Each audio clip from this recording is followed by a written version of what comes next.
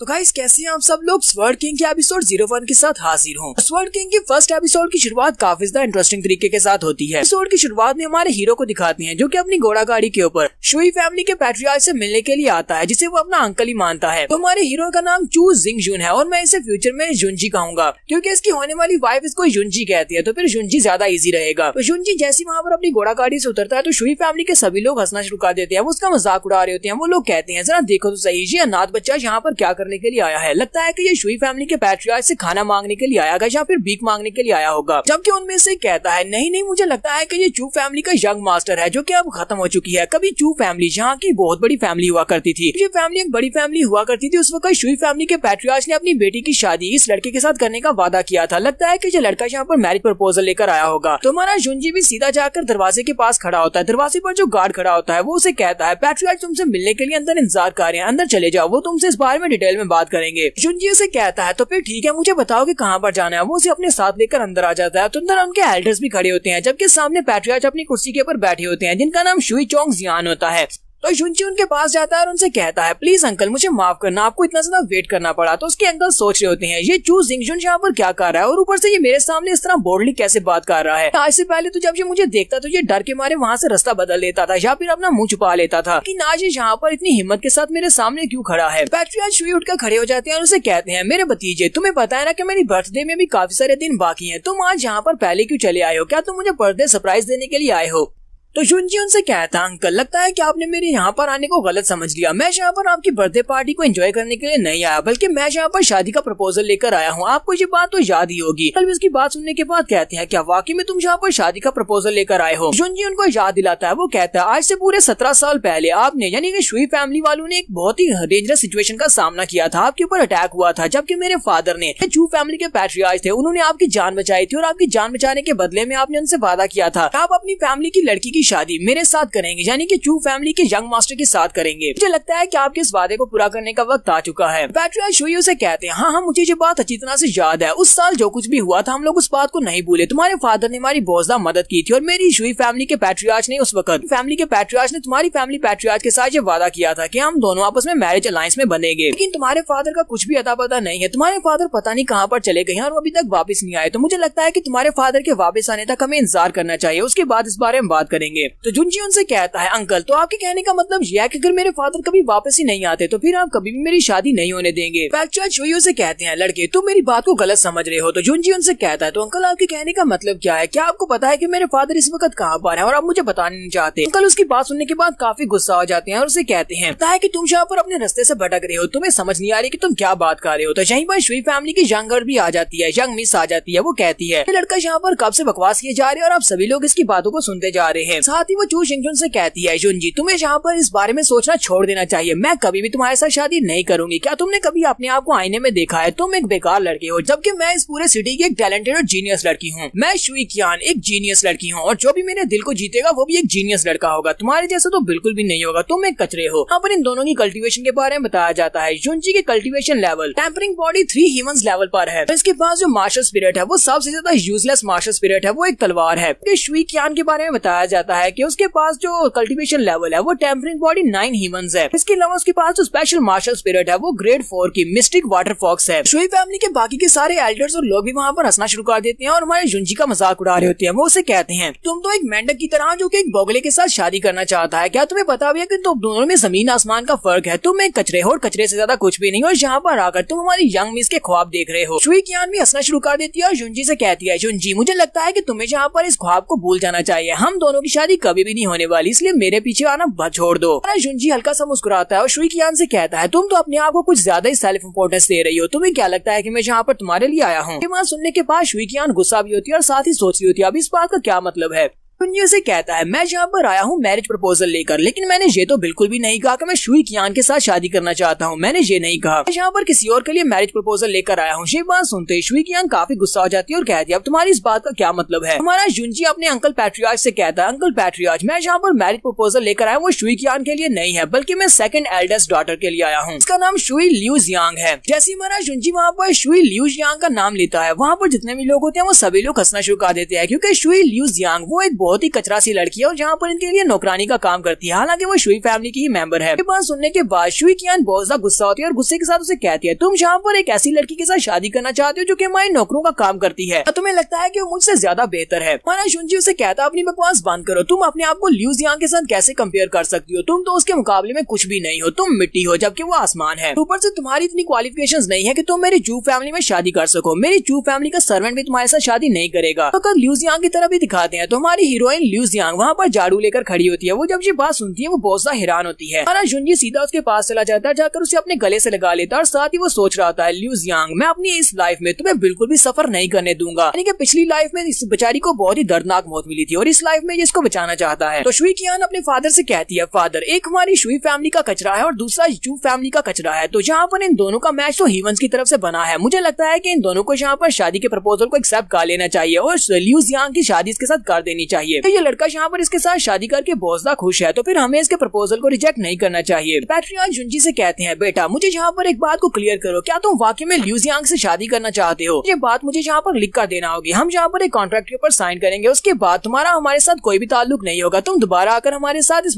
Marriage alliance की बात नहीं करोगे। तुम्हें एक और बात बता दूं, अगर तुम ल्यू जियांग के साथ शादी करते हो तो मेरी शुई फैमिली से तुम्हें कुछ भी बेनिफिट हासिल नहीं होंगे, क्योंकि ये सिर्फ और सिर्फ एक लोली सर्वेंट है। जुनजी आगे ससना शुरू कर देता और कहता, अंकल मैंने यहाँ पर बेनिफिट की बात की कब है? ये बेनिफिट मेरे लिए बहुत ज्यादा है कि मैं यहाँ पर ल्यू जियांग से शादी करने वाला हूँ, आप बस जल्दी से कॉन्ट्रैक्ट लेकर आए। फिर साथ ही हमारा जुनजी उसे कहता है, आपको यहाँ पर सभी के सामने अनाउंस करना होगा कि आज के बाद से ल्यू जियांग का तुम्हारी शुई फैमिली के साथ कोई भी ताल्लुक नहीं है, कि बाद ये चू फैमिली की बहू होगी और जो मेरे साथ शादी करके यहाँ से जाने वाली है। जहाँ पर मैं तुम्हें इस बात का वादा दूंगा कि आज के बाद हमारा चू फैमिली का तुम्हारी शुई फैमिली के साथ कोई भी ताल्लुक नहीं रहेगा और मैं ना ही आकर दोबारा मैरिज प्रपोजल की तुमसे बात करूंगा। साथ ही हमारा जुनजी ल्यू जियांग से कहता है, ल्यू जियांग क्या तुम मुझसे शादी करना चाहती हो? वो उसे कहती है, जुनजी हाँ मैं तुमसे शादी करना चाहती हूँ। पैट्रियार्क कहते हैं, चलो ये तो बहुत ही अच्छी बात है, अगर मेरे भतीजे को यहाँ पर किसी से प्यार है और उससे शादी करना चाहती है, चलो जल्दी से पेन और इंक लेकर आओ और साथ ही कॉन्ट्रैक्ट भी लेकर आओ। वो लोग जल्दी से यहाँ पर एक कॉन्ट्रैक्ट बना देते हैं और उसे कहते हैं, चलो यहाँ पर आकर साइन करो। शुई कियान भी उसे कहती है, तुम दोनों एक दूसरे के साथ बिल्कुल परफेक्ट मैच हो, दोनों ही गरीब और थके हुए कचरे हो। जी आगे बढ़ता है, जाकर पेपर के ऊपर साइन कर देता और कहता है, जी यहाँ पर शुई कियान को चैलेंज करता है और उसे कहता है, आज से ठीक 1 साल के बाद तुम देखना, यहाँ पर डायनेस्टी का 5 मार्शल हाउसेस ओपन सिलेक्शन होने वाली है। उस वक्त मैं तुम्हें दिखाऊंगा कि कौन यहाँ पर किससे ज्यादा स्ट्रॉन्ग है और कौन कचरा है। शुई कियान भी उसकी बात सुनने के बाद सोच रही होती है, क्या वाकई में ये 1 साल के बाद इतना बदल सकता है कि ये मुझे हरा दे? ऐसा कैसे हो सकता है? साथ ही वो अपने आप में कहती है, ऐसा नहीं हो सकता, यहाँ पर 10 साल गुजर जाए या फिर 100 साल गुजर जाए, ये कभी भी मेरे लेवल तक नहीं पहुँच सकता। हमारा शुनजी तो काफी रोमांटिक अंदाज में अपनी वाइफ को वहाँ से उठाकर बाहर की तरफ निकलता है। वो अपनी वाइफ को उठाकर अपने घर की तरफ चल रहा होता है, जबकि वहाँ पर जितने लोग होते हैं गली में वो सारे के सारे हंस रहे होते हैं और कहते हैं, कचरे ने कचरे से शादी कर ली। हमारा शुनजी अपनी वाइफ को लेकर अपने घर में वापस आता है। वो उसे कहता है, चलो ठीक है ल्यू जियांग आ जाओ, आज के बाद तुम मेरे साथ मेरे घर में रहोगी, आज से तुम चू फैमिली की एक मेंबर हो, आज के बाद तुम्हारा नाम चू ल्यू जियांग होगा। दोनों घोड़ा गाड़ी से उतरते हैं और अपने घर की तरफ देखती हैं। ल्यू जियांग यहाँ पर चू फैमिली के घर की तरफ देखती है और उसे याद आता है पास्ट की मेमोरीज, जब यहाँ पर चू फैमिली जहाँ की सारी सबसे बड़ी फैमिली हुआ करती थी। यहीं पर हमें बैकग्राउंड सीन भी दिखाए जाते हैं कि कभी ये फैमिली जहाँ की सबसे बड़ी फैमिली हुआ करती थी और यहाँ पर बहुत ज्यादा खुशियां मनाई जाती थी, बहुत सारे लोग हुआ करते थे, तो इनका घर भी टूट फूट चुका है। लेकिन एक दिन कुछ ऐसा हुआ, किसी ने चू फैमिली के खिलाफ साजिश की और इनके जितने भी एल्डर्स हैं उन सभी को एक ही बार में मार डाला और उनके मरने के साथ ही जुनजी की मदर कहीं पर गायब हो गई और उसके फादर जुनजी की मदर को ढूंढने के लिए चले गए और आज तक वो वापस नहीं आए। उनका कभी पता नहीं चल सका कि वो उसकी मदर को ढूंढने के लिए कहाँ गए हैं। उसके बाद जुनजी बेचारा अकेला रह गया। ये एक छोटा सा बच्चा था, लेकिन इसे यहाँ पर सभी लोगों की बुलीनेस को बर्दाश्त करना पड़ा। अकेला यहाँ पर क्या कर सकता था? उसके फैमिली के जितने भी एक्सपर्ट्स और एल्डर्स थे वो सारे के सारे तो पहले से मारे जा चुके थे। अकेला जुनजी यहाँ पर इन सभी लोगों की बातों को बर्दाश्त करता रहा और यहाँ तक पहुंचा। जुनजी अपने घर को देखकर वहाँ पर ये सारी मेमोरीज सोच रहा होता है, जबकि उसी वक्त ल्यू जियांग उसे कहती है, जुनजी तुम किस बारे में सोच रहे हो? जुनजी उसे कहता है, मैं यहाँ पर तुम्हें लेने के लिए जल्दी में चला गया और मैं इस बारे में भूल गया था कि घर को रिपेयर भी करना है, ऐसे टूटे फूटे घर में मेरे साथ रहना होगा। ल्यू जियांग उसे कहती है, तुम यहाँ पर मुझसे शादी करने के लिए वहाँ पर गए, सभी के सामने मुझसे शादी की बात की, मैं तुम्हारे साथ इस टूटे फूटे घर में तो क्या झोंपड़ी में भी रह सकती हूँ। अरे जुनजी के पास एक नटखट सा नौकर भी है, वो वहाँ पर सामने से भागता हुआ आ रहा था और उसने हाथ में एक मुर्गी पकड़ी होती है। वो भागता हुआ आता है और कहता है, यंग मास्टर मैं एक मुर्गा पकड़ कर लाया हूँ, चलो जल्दी से इस मुर्गे को पकड़कर आज सेलिब्रेट करते हैं, आज रात हम लोग तुम्हारी शादी का जश्न मनाएंगे। जुनजी उसे कहता है, जाहू ये तुम क्या कर रहे हो, तुम किसका मुर्गा पकड़ कर ले आए हो? तो जाहू से कहता है, यंग मास्टर अगर तुमने मेरी जान नहीं बचाई होती तो अब तक मैं भूख के मारे सड़क के ऊपर मर चुका होता। ये तो सब कुछ तुम्हारी वजह से है कि मैं अभी तक जिंदा हूँ और तुमने मुझे अपने घर में नहीं रखा होता और खाना पीना नहीं दिया होता तो मैं मर चुका होता। जुनजी उसे कहता है, अच्छा ठीक है, ज्यादा इमोशनल होने की जरूरत नहीं है, फिर जाओ जाकर इस मुर्गे को पका कर लाओ, हम सभी लोग मिलकर इस मुर्गे को सेलिब्रेट करेंगे। इसके बाद नेक्स्ट सीन हमें टेबल का दिखाया जाता है जहाँ पर ये लोग लोग पेट भरकर उसकी कड़ी बनाते हैं और फिर उसको खा जाते हैं। सभी लोग अपना पेट भरकर बैठे होते हैं। आज का खाना यंग मास्टर जुंजी ने पकाया होता है और उसे कहता है, यंग मास्टर तुम्हारे कुकिंग स्किल्स तो वाकई में बहुत ज्यादा अच्छे हैं, मैंने तो पेट भरकर खाया है। लिu जियांग ने भी वहाँ पर पेट भरकर खाना खाया होता है। जुंजी अपनी वाइफ से कहता है, प्लीज मुझे माफ करना, मैं सिर्फ इसी तरह ही खाना पका सकता हूँ, इससे ज्यादा अच्छा मुझे बनाना नहीं आता। वो उसे कहती है, लेकिन मुझे तो ये बहुत ज्यादा अच्छा लगा। यहीं पर जाओहा जुंजी की वाइफ से कहता है, मैडम अब जबकि तुम दोनों की शादी हो गई और तुम दोनों हस्बैंड एंड वाइफ हो, तो मुझे लगता है कि आज रात तुम दोनों का एक ही रूम में बंदोबस्त करना चाहिए, तुम दोनों एक ही बिस्तर पर सोने वाले हो। ये बात सुनते ही लिu जियांग बहुत ज्यादा शर्मा जाती है और भागती हुई कहती है, नहीं नहीं, मैं किसी को भी अपने रूम में नहीं आने दूंगी, ये मेरे रूम में नहीं आएगा, मैं जा रही हूँ। वो जल्दी से जाकर अपने रूम में जाकर दरवाजा बंद कर देती है। जबकि जाओहा अपने यंग मास्टर से कहता है, यंग मास्टर बिल्कुल भी परेशान होने की जरूरत नहीं है, मेरे पास एक स्पेयर की भी है, अब रात के वक्त दरवाजा खोलकर अंदर चले जाना। पर हम लोग एपिसोड 1 का एंड करेंगे और नेक्स्ट एपिसोड में देखेंगे कि आगे हमारे जुंजी की लाइफ में और कौन कौन से एडवेंचर आने वाले हैं। एपिसोड की एक्सप्लेनेशन अच्छी लगी हो तो कमेंट करके जरूर बताइएगा। चैनल को सब्सक्राइब कर दे, वीडियो को लाइक और शेयर कर दें। शुक्रिया। तो गाइस कैसे हैं आप सब लोग, स्वर्ड किंग के एपिसोड 2 के साथ हाजिर हूं। अगर आप मेरे चैनल पर नए हैं और अभी तक चैनल को सब्सक्राइब नहीं किया हुआ तो जल्दी से चैनल को सब्सक्राइब कर दें, वीडियो को लाइक और शेयर कर दें। शुक्रिया। तो फर्स्ट एपिसोड के एंड पे हमने देखा था कि हमारा जुंजी अपनी वाइफ को शादी करने के बाद अपने घर ले आता है और घर लाने के बाद उनका नौकर उनके लिए मुर्गी पकड़ कर लाता है, जिसको पकाकर वो लोग मजे से खाते हैं और उसके बाद वहाँ पर दोनों के एक रूम में रहने की बात करता है।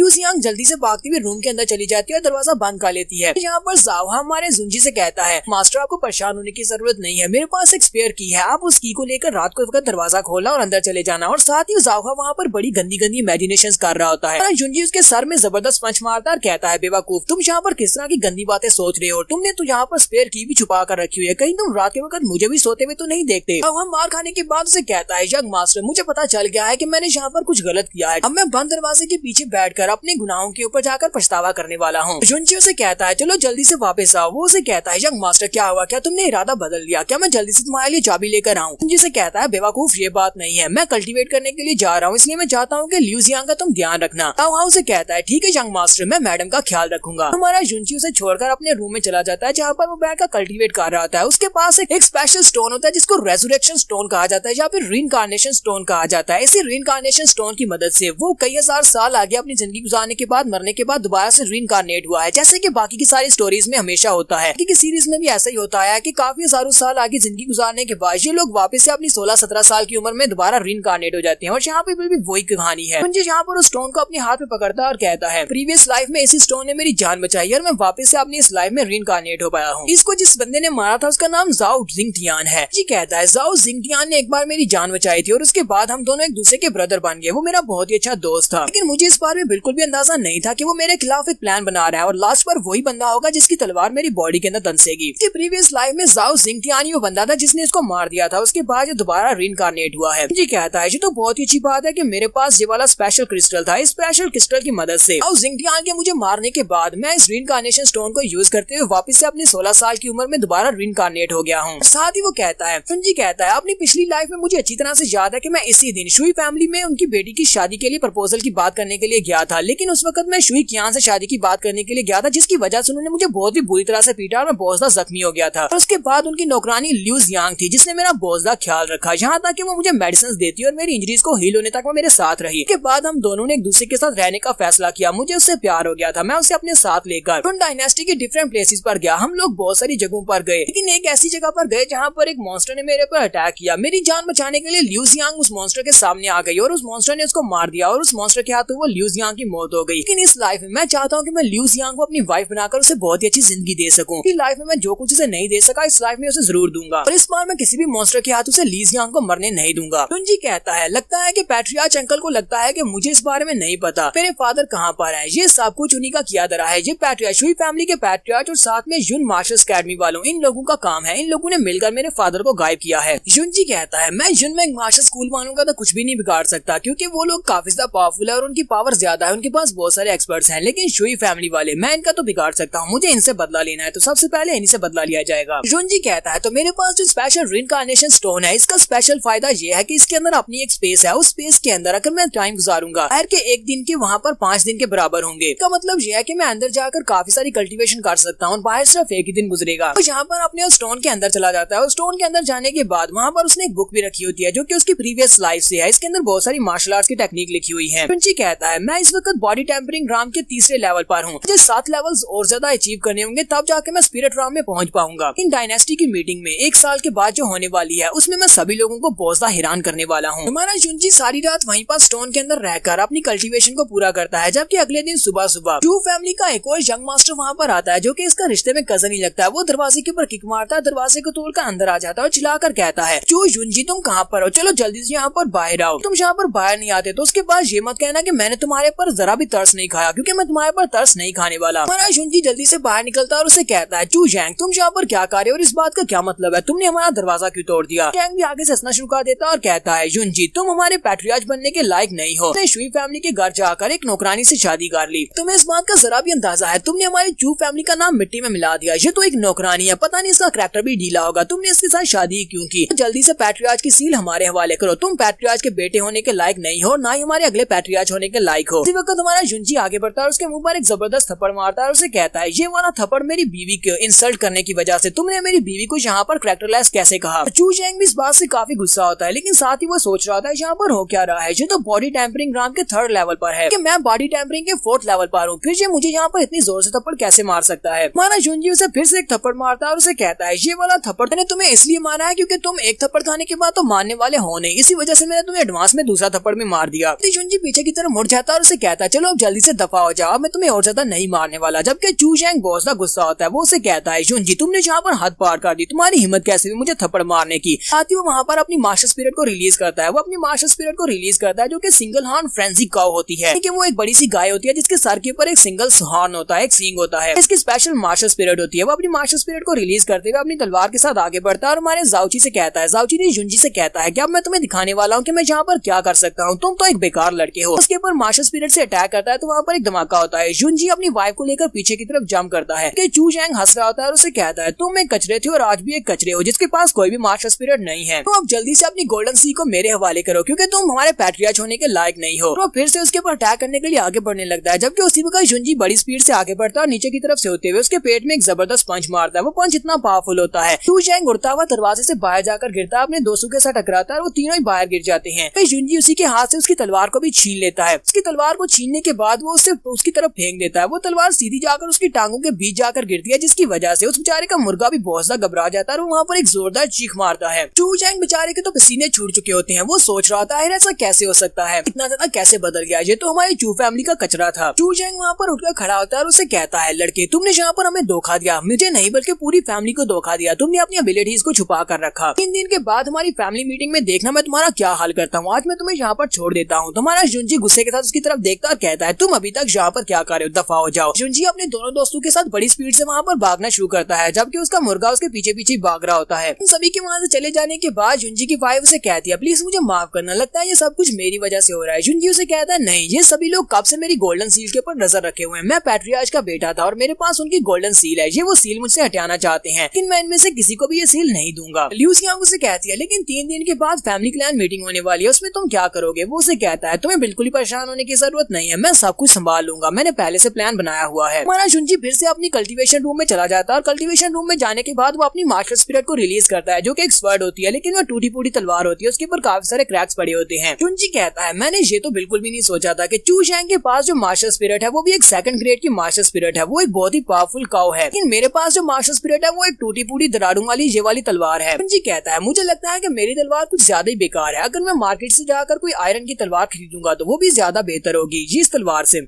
जुंजी अपने पास एक बुक निकालता और कहता है ये तो बहुत ही अच्छी बात है कि मेरी प्रीवियस लाइफ से मेरे पास ये वाली एक नेमलेस टोम है, इस किताब के अंदर कुछ ऐसे तरीके लिखे हुए हैं जिससे मैं दूसरे लोगों की मास्टर स्पिरिट को एब्जॉर्ब कर सकता हूँ, उनको अपना बना सकता हूँ। यहाँ पर ये मैं मास्टर स्पिरिट के बारे में बताता है कि जब एक इंसान पैदा होता है तो उसकी बॉडी के साथ उसके अंदर एक मास्टर स्पिरिट भी पैदा होती है, जब उसे अवेकन किया जाता है तब उसको यूज किया जा सकता है। हर इंसान की बॉडी के अंदर जब ह्यूमन एंड अर्थ की पावर जाती है तो वो अपनी मास्टर स्पिरिट को अवेकन करता है और उसी मास्टर स्पिरिट के रिलेटेड वो मार्शल आर्ट्स को कल्टिवेट कर सकता है। दुनिया में बहुत सारी मार्शल स्पिरिट्स हैं, लेकिन इन सारी की सारी मार्शल स्पिरिट्स को इनकी क्वालिटीज और इनकी पावर के लिहाज से 9 लेवल्स में तकसीम किया जाता है। इनमें से जो लेवल 1 की मार्शल स्पिरिट होती है वो सबसे कमजोर और कचरा समझी जाती है, जैसे कि मेरे पास ये तलवार है, जबकि सबसे हाईएस्ट लेवल की 9 ग्रेड की मार्शल स्पिरिट होती है। जितनी ज्यादा आपकी मार्शल स्पिरिट का ग्रेड ज्यादा हाई होगा उतनी ज्यादा आपकी कल्टीवेशन स्पीड ज्यादा होगी। आपके पास 9th लेवल की मार्शल स्पिरिट है तो आपकी कल्टीवेशन बहुत ज्यादा तेजी के साथ आगे बढ़ेगी। देखिए हमारी शुई क्यानजुई है, शुई क्यानजुई, उसकी कल्टीवेशन इतनी तेजी के साथ बढ़ने का मतलब क्या है, क्योंकि उसके पास जो मार्शल स्पिरिट है, उसके पास जो वाटर फॉक्स है, एक ग्रेड 4 की मार्शल स्पिरिट है। और जुंजी ये सारी बातें सुनने के बाद काफी गुस्सा हो जाता है कि उसके पास जो तलवार है वो इतनी बेकार क्यों है। वो वहीं पर अपनी एनर्जी को रिलीज करता है और उसको ब्रेक थ्रू करने की कोशिश करता है। उसकी उस नेमलेस टॉम के अंदर जो मेथड लिखा होता है उसको यूज करते हुए उसको लेवल अप करने की कोशिश कर रहा होता है। जब उसके अंदर एनर्जी को इंसर्ट करता है तो उसकी तलवार हील हो जाती है, उसके अंदर जितने भी ब्रैक्स होती हैं वो सारे के सारे फिल हो जाते हैं। जुंजी कहता है उस नेमलेस मार्शल टॉम के अंदर जो तरीका लिखा हुआ था उसको यूज करने पर ना सिर्फ मेरी कल्टीवेशन बढ़ी है बल्कि ये तलवार भी पहले से ज्यादा बेहतर हो गई है। जुंजी कहता है मेरे पास सिर्फ और सिर्फ 3 दिन का टाइम है, 3 दिन के बाद फैमिली क्लैन मीटिंग होने वाली है। अगर मैं रीइंकार्नेशन स्टोन को यूज करता हूँ स्पेशल स्पेस को, तभी मुझे 15 दिन मिलेंगे और 15 दिन के अंदर अपने आप को ब्रेक थ्रू तो बिल्कुल भी नहीं कर सकता। मुझे यहाँ पर बहुत सारे पैसे की जरूरत है ताकि मैं अपने लिए स्पेशल मेडिकल हर्ब्स यूज कर सकूं और स्पेशल कल्टीवेशन पिल्स खरीद सकूं ताकि मैं अपनी कल्टीवेशन को बढ़ा सकूं। जुंजी उठकर खड़ा हो जाता है और कहता है लगता है कि अब मुझे अपने दूसरे प्लान के ऊपर काम करना होगा। वो अपने पास एक पेपर निकालता है और उस पेपर के ऊपर एक मार्शल आर्ट्स की टेक्निक को लिखना स्टार्ट करता है। जुंजी कहता है मेरी पिछली लाइफ में मुझे काफी सारी मार्शल आर्ट्स की टेक्निक अभी भी याद है, इनमें से एक मार्शल आर्ट्स की टेक्निक को मैं यहाँ पर लिखकर इसको बेच सकता हूँ ताकि मैं इसके बदले में काफी सारे सिल्वर कॉइंस हासिल कर सकूं। उसके बाद मैं अपने लिए मेडिकल हर्ब्स खरीद सकता हूँ। जुंजी यहाँ पर एक मिडिल स्पिरिट ग्रेड की मार्शल आर्ट्स की टेक्निक को लिखने वाला है। जुंजी यहाँ पर जिस स्पेशल टेक्निक को यहाँ पर लिखने वाला है उसको जेड रिपल 9 ओवरलैपिंग वेव कहा जाता है और ये एक मिडिल स्पिरिट ग्रेड की टेक्निक है। हमारे जुंजी ने यहाँ पर उस मार्शल आर्ट्स की टेक्निक को उस बुक के अंदर लिखकर उसको वहाँ पर क्लोज कर दिया और एक बुक बना लिया ताकि किसी को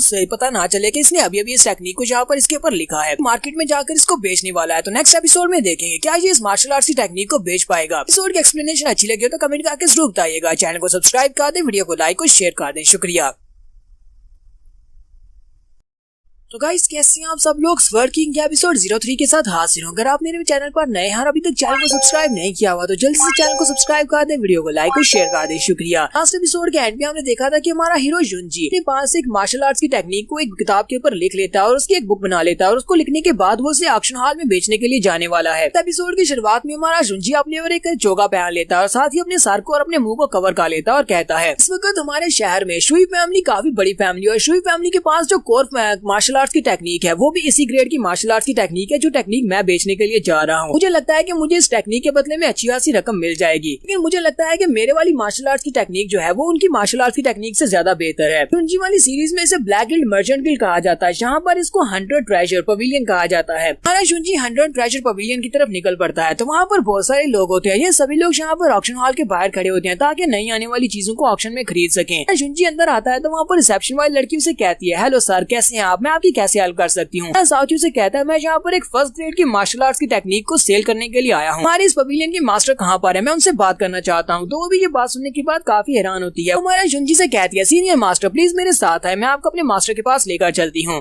जुंजी जब वहाँ पर उस लड़की से ये वाली बात करता है कि वो यहाँ पर एक फर्स्ट ग्रेड की मार्शल आर्ट्स की टेक्निक को सेल करने के लिए आया तो वहाँ पर जितने लोग होते हैं वो सभी लोग इस बात को सुन लेते हैं। वो कहते हैं क्या वाकई में यहाँ पर कोई फर्स्ट ग्रेड की मार्शल आर्ट्स की टेक्निक को सेल करने के लिए आया है। सभी लोग बहुत ज्यादा खुश हो जाते हैं और कहते हैं हमारे ज़ीफेंग सिटी में बहुत सी कम मार्शल आर्ट्स की टेक्निक और फर्स्ट ग्रेड की मार्शल आर्ट्स की टेक्निक तो बहुत ही कम है। उनमें से कुछ लोग भागते हुए वापस जाना स्टार्ट करते हैं और कहते हैं चलो जाकर अपने एक पैट्रियार्च को बताकर आते हैं, अपने यंग मास्टर या फिर अपने मास्टर को बताते हैं कि यहाँ पर एक टेक्निक बिकने वाली है। रिसेप्शन वाली लड़की हमारे जुंजी से कहती है मास्टर आपको अंदर जाना होगा, हमारे मास्टर अंदर आपका इंतजार कर रहे हैं। जुंजी जैसे ही अंदर आता है तो उसे महसूस होता है कि पवेलियन लॉर्ड उसकी कल्टीवेशन को मापने की कोशिश कर रहा है। तो 100 ट्रेजर पवेलियन का जो मास्टर होता है उसकी कल्टीवेशन को माप नहीं पाता। वो कहता है ये क्या है, इस बंदे की कल्टीवेशन तो बहुत ज्यादा कम है, ये बॉडी टेम्परिंग के 3rd लेवल पर है, फिर भी ये यहाँ पर अपने आप को इस तरह जाहिर कर रहा है जैसे कि ये एक बहुत ही महान मास्टर है। जुंजी को पहले से पता चल जाता है कि ये उसकी कल्टीवेशन को चेक करने की कोशिश कर रहा है। वो टेबल के ऊपर हाथ मारता है और उसे कहता है मास्टर क्या तुम्हें यहाँ पर इस बुक को खरीदना है या नहीं, क्या तुम मेरी इस बुक को ऑक्शन करोगे या नहीं, फिर तुम्हें यहाँ पर मेरी बैकग्राउंड के जानने का ज्यादा शौक है, क्या तुम्हें जानना है कि मेरी बैकग्राउंड क्या है और मेरी कल्टीवेशन लेवल क्या है जो तुम यहाँ पर मेरी कल्टीवेशन लेवल को चेक कर रहे हो। मास्टर को उसकी बात सुनने के बाद झटका लगता है कि इसको पहले से पता चल गया कि मैं इसकी कल्टीवेशन को चेक कर रहा हूँ। जुंजी उसे कहता है अब मैं यहाँ से जा रहा हूँ, मैं यहाँ पर अपनी बुक को नहीं बेचूंगा। वो उसे कहते हैं या मास्टर प्लीज यहाँ पर रुके। सीनियर मास्टर आप तो गुस्सा कर गए, पता है कि मैंने यहाँ पर आपके साथ बहुत ही बुरा बर्ताव किया है, प्लीज मुझे माफ करें, आपको यहीं पर रुकना चाहिए। हम लोग आपकी इस मार्शल आर्ट की बुक को यहाँ पर ऑक्शन जरूर करेंगे। हमारे जुंजी को वहाँ पर बैठने का कहता है, साथ ही वो सोच रहा होता है मुझे लगता है ये कोई बहुत ही सीनियर मास्टर है जो कि अपनी कल्टीवेशन को यहाँ पर छुपा रहा है। मुझे इस बात से क्या फर्क पड़ता है, अगर ये यहाँ पर अच्छी बुक को सेल करने वाला है इससे हमें भी काफी मुनाफा होगा। उसके बाद वो जुंजी से कहता है, मास्टर मैंने सुना है कि आपके पास एक मार्शल आर्ट्स की बुक है, आप ऑक्शन करना चाहते हैं जो कि फर्स्ट ग्रेड की मार्शल स्पिरिट वाली बुक है। जुंजी अपने पास से वो बुक निकालता है और उसकी तरफ फेंक देता है और कहता है चेक कर लो, ये एक मिडिल स्पिरिट ग्रेड की मार्शल आर्ट्स की टेक्निक वाली बुक है। जब वो उसको ओपन करता है तो उसके अंदर वाकई में मिडिल ग्रेड की मार्शल आर्ट्स की टेक्निक लिखी होती है। ये देखकर वो बहुत ज्यादा खुश हो जाता है और कहता है ये बुक तो वाकई में बहुत ज्यादा अच्छी है। अगर मैं यहाँ पर गैस लगाऊं तो मुझे लगता है कि हमें इस बुक की starting bid 2 lakh silver coin से स्टार्ट करनी चाहिए। तो इस बारे में कोई कहना है तो आप कह सकते हैं, अगर आपको बिड बढ़ानी है तो आप कह सकते हैं। जुंजी उसे कहता है नहीं मुझे कुछ नहीं कहना, तुम लोग यहीं से स्टार्ट करो। उसके बाद वो नौकर को बताते हैं और वो बाहर आकर सभी लोगों को बता देता है कि यहाँ पर हम लोग एक मिडिल ग्रेड की मार्शल आर्ट्स की टेक्निक को ऑक्शन करने वाले हैं, सभी लोग रेडी रहना। वो उनको टाइम भी बता देते हैं तो वो सभी लोग जल्दी से भागना शुरू करते हैं और कहते हैं चलो जल्दी से आकर मास्टर को बुला कर लाते हैं क्योंकि यहाँ पर एक मिडिल ग्रेड की मार्शल आर्ट्स की टेक्निक बिकने वाली है। वाली टेक्निक अगर हमारी फैमिली के हाथ लग जाती है तो हम लोग भी शुई फैमिली के बराबर आ जाएंगे। ये वाली टेक्निक तो खरीदनी ही है चाहे कितनी महंगी क्यों ना हो। सभी लोग वहाँ से भाग जाते हैं और अपने अपने मास्टर्स को बताने के लिए चले जाते हैं। महाराज जुंजी उन सभी का रिएक्शन देखने के बाद सोच रहा था ये तो बड़ी अफसोस की बात है कि मेरे पास अभी इतनी ज्यादा की पावर नहीं है कि मैं इससे ज्यादा हाई लेवल की मार्शल आर्ट्स की टेक्निक को लिख सकूं। हाल के लिए मैं ऐसी मार्शल आर्ट्स की टेक्निक को लिख सकता था जो कि मिडिल ग्रेड की मार्शल आर्ट्स की टेक्निक है, हालांकि मैं इससे हाई लेवल की टेक्निक्स को भी लिख सकता हूँ। थोड़ी देर के बाद वहाँ पर रिसेप्शन वाला बंदा आता है और उन सभी लोगों से कहता है सभी लोग चुप हो जाओ, शोर मचाना बंद करो, हम लोग अपनी 100 ट्रेजर पवेलियन की ऑक्शन को आज फाइनली ऑफिशियली स्टार्ट करने वाले हैं। साथ ही वो कहता है तो जल्दी से उस आइटम को लेकर आ जो हम लोग यहाँ पर सेल करने वाले हैं। लड़की अपने हाथ में एक ट्रे लाती है और उसके अंदर वो बुक रखी होती है। वो आती है उन लोगों से कहती है ऑक्शन में आए हुए सभी लेडीज एंड जेंटलमैन आप सभी लोगों को यहाँ पर वेलकम कहती हूँ। आज जूनियर यहाँ पर नहीं आ सकी तो मैं उसकी जगह के ऊपर इस वाली ऑक्शन को रिप्रेजेंट करने वाली हूँ। तो सभी लोग उसे देखकर बहुत ज्यादा खुश होते हैं, कुछ लोग तो उसे देखकर लाट टपका रहे होते हैं क्योंकि वो लड़की बहुत ज्यादा खूबसूरत होती है। साथ ही वो सभी लोगों से कहती है चलो जल्दी से खामोश हो जाओ, तो मैं यहाँ पर तुम्हारे सामने उस मार्शल आर्ट्स की बुक को रिप्रेजेंट करने वाली हूँ। वाली मार्शल आर्ट्स की टेक्निक ये एक मिडिल ग्रेड की मार्शल आर्ट्स की टेक्निक है, एक बहुत ही स्पेशल टेक्निक है जिसका नाम J999 ओवरलैपिंग वेव्स है। हम लोग इसकी starting bid 2 lakh silver coin से करने वाले हैं। तो तुम में से कौन यहाँ पर इस सिल्वर कॉइन के बदले में इसको खरीदना चाहेगा, कौन यहाँ पर बिडिंग को स्टार्ट करेगा।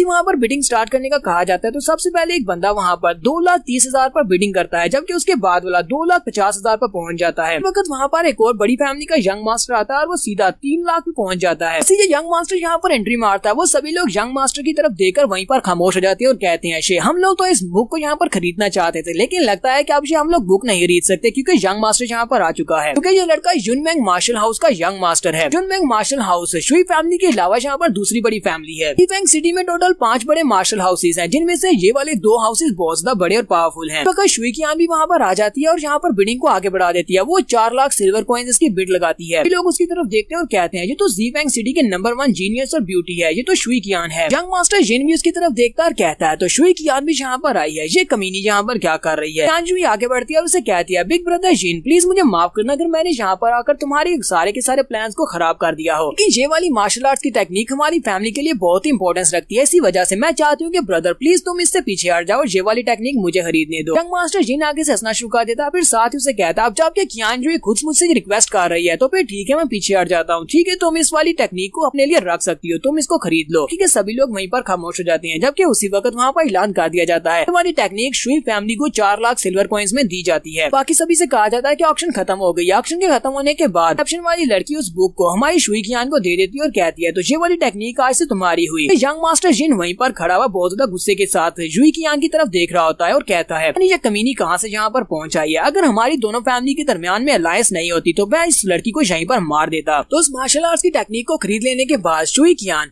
यंग मास्टर जिन के साथ गप्पे लगा रही होती है, वो दोनों हंस कर बातें कर रहे होते हैं, जबकि हमारा युनजी ऊपर खड़ा ये सब कुछ देख रहा होता है और कहता है बात तो वाकई में अब सच साबित हो गई है कि इन दोनों फैमिलीज के दरमियान में कोई ना कोई रिलेशन तो है जिसकी वजह से दोनों गप्पे लगा रहे हैं। अंडर ट्रेजर पवेलियन का जो मास्टर होता है वो उन लोगों से कहता है जहाँ पर आए, जिस बंदे ने इस मार्शल आर्ट्स की टेक्निक को यहाँ पर सेल किया है वो ये मास्टर है, आप इन मास्टर से मिल सकते हैं। शुई फैमिली के पैट्रियार्च भी वहाँ पर आए होते हैं। पैट्रियार्च वहाँ पर आते हैं और क्या सोच रहे होते हैं हमारी शुई फैमिली की जो मार्शल आर्ट्स की टेक्निक है वो भी एक मिडिल ग्रेड की मार्शल आर्ट्स की टेक्निक है, लेकिन इस सीनियर मास्टर ने यहाँ पर जिस मार्शल आर्ट्स की टेक्निक को सेल किया है मार्शल आर्ट्स की टेक्निक हमारी मार्शल आर्ट्स की टेक्निक से काफी ज्यादा बेहतर है। शुई फैमिली के पैट्रियार्च सोच रहे होते हैं मुझे सीनियर मास्टर के साथ बहुत ही अच्छा रिलेशन रखना होगा ताकि फ्यूचर में इनसे फायदा उठाया जा सके। पैट्रियार्च आगे बढ़ते हैं और जाकर उसे ग्रीट करते हैं और कहते हैं मैं शुई चोंगजियान फेंग सिटी से आपका नाम जानना चाहता हूँ, मेरे मेहमान बनना चाहेंगे। बाकी के सभी लोग भी काफी हैरान हो जाते हैं। जुनजी उसे यहाँ पर कहता है कि मेरा नाम वी कियान है, इसके अलावा मेरे बारे में और कुछ भी बताने के लायक नहीं है। अब क्योंकि तुमने स्पेशल टेक्निक को खरीद लिया है तो ये टेक्निक अब तुम्हारी हुई। वी फैमिली के पैट्रियार्च अपने पास से थैली निकालते हैं और कहते हैं इसके अंदर स्पिरिट स्टोन्स है, पूरे 40 स्पिरिट स्टोन्स है। एक स्पिरिट स्टोन 10,000 सिल्वर कॉइंस के बराबर है। जुनजी उसके पास से वो थैली ले लेता है और थैली लेने के बाद पीछे मुड़ जाता है। पैट्रियार्च उसे कहते हैं सीनियर जरा रुके। शुई कियान भी उसे कहती है पैट्रियार्च रुके, हमारी बात सुने। यहाँ पर अपनी तारीफें करते हुए उसे कहती है प्लीज सीनियर यहाँ पर रुके, मैं शुई कियान हूँ, जी फेंग सिटी के नंबर 1 जीनियस और नंबर 1 ब्यूटी। आपको यहाँ पर देखकर मैं आपको एडमायर कर रही हूँ। मैं यहाँ पर आपको अपनी शुई फैमिली में इनवाइट करना चाहती हूँ, प्लीज हमारे साथ आए, हमारे ऑनर्ड गेस्ट बनकर हमारे घर पर आकर डिनर करें।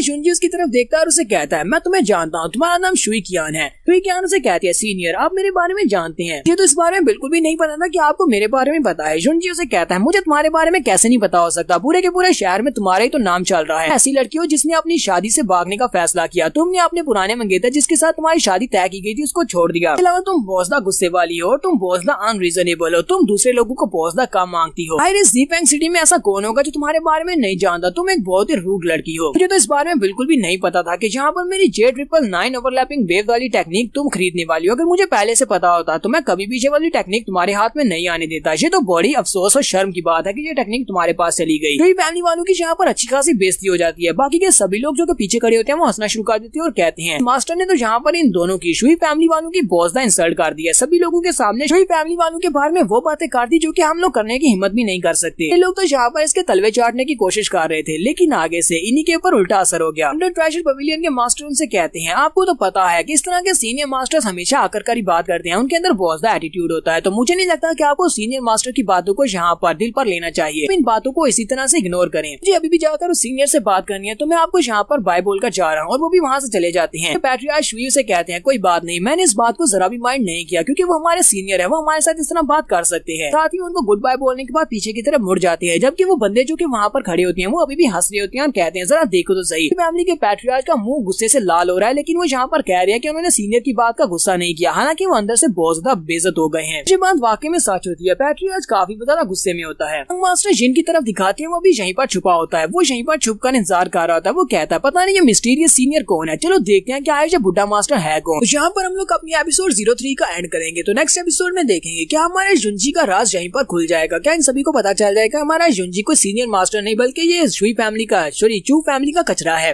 तो एपिसोड की एक्सप्लेनेशन अच्छी लगी हो तो कमेंट करके जरूर बताइएगा। चैनल को सब्सक्राइब कर दें, वीडियो को लाइक और शेयर कर दें। शुक्रिया। तो गाइस कैसे हैं आप सब लोग, स्वर्ड किंग के एपिसोड 04 के साथ हाजिर हूँ। अगर आप मेरे चैनल पर नए हैं और अभी तक चैनल को सब्सक्राइब नहीं किया हुआ तो जल्दी से चैनल को सब्सक्राइब कर दे, वीडियो को लाइक और शेयर कर दे। शुक्रिया। लास्ट एपिसोड के एंड पे हमने देखा था कि शुई फैमिली के पैट्रियार्च और उनकी बेटी हमारे जुनजी से अपनी इंसल्ट करवाने के बाद 100 ट्रेजर पवेलियन से बाहर निकल आते हैं। तो वहाँ से काफी सारी इंसल्ट करवाते हैं क्योंकि जुनजी वहाँ पर सभी के सामने बात करता है, जिसकी वजह से सभी लोग उनका मजाक उड़ा रहे होते हैं। फैमिली के पैट्रियार्च काफी गुस्से में होते हैं जब वो लोग वहाँ से बाहर आते हैं और कहते हैं आज तो हमारे साथ बहुत ही बुरा हो गया। शुई कियान काफी ज्यादा गुस्से में होती है और अपने फादर से कहती है फादर हमारी शुई फैमिली कब से इतनी ज्यादा लो फैमिली हो गई कि कोई भी एल्डर आकर हमारी इस तरह से इंसल्ट कर सकता है। मुझे लगता है कि हमें वहाँ पर जाकर उस बुढ़े मास्टर को मजा चखाना चाहिए, हमारे साथ बिल्कुल भी अच्छा नहीं किया। फादर उसे चुप करने का इशारा करते हैं और कहते हैं चुप रहो। कियान कहती है फादर अब इस बात का क्या मतलब है। उसके फादर उसे कहते हैं तुमने उस कल्टीवेशन बुक के ऊपर देखा है जिसके ऊपर वो मार्शल आर्ट्स की टेक्निक लिखी हुई है, वो टेक्निक उसकी इंक अभी तक सूखी नहीं है। इसका मतलब यह है कि वो मास्टर जो कोई भी है उसने अभी अभी उसको लिख कर यहाँ पर बेचने के लिए लेकर आया है। सुनते ही शुई कियान बहुत ज्यादा हैरान हो जाती है और कहती है फादर इस बात का क्या मतलब है। मतलब यह है कि वो बुढ़ा मास्टर उसको ये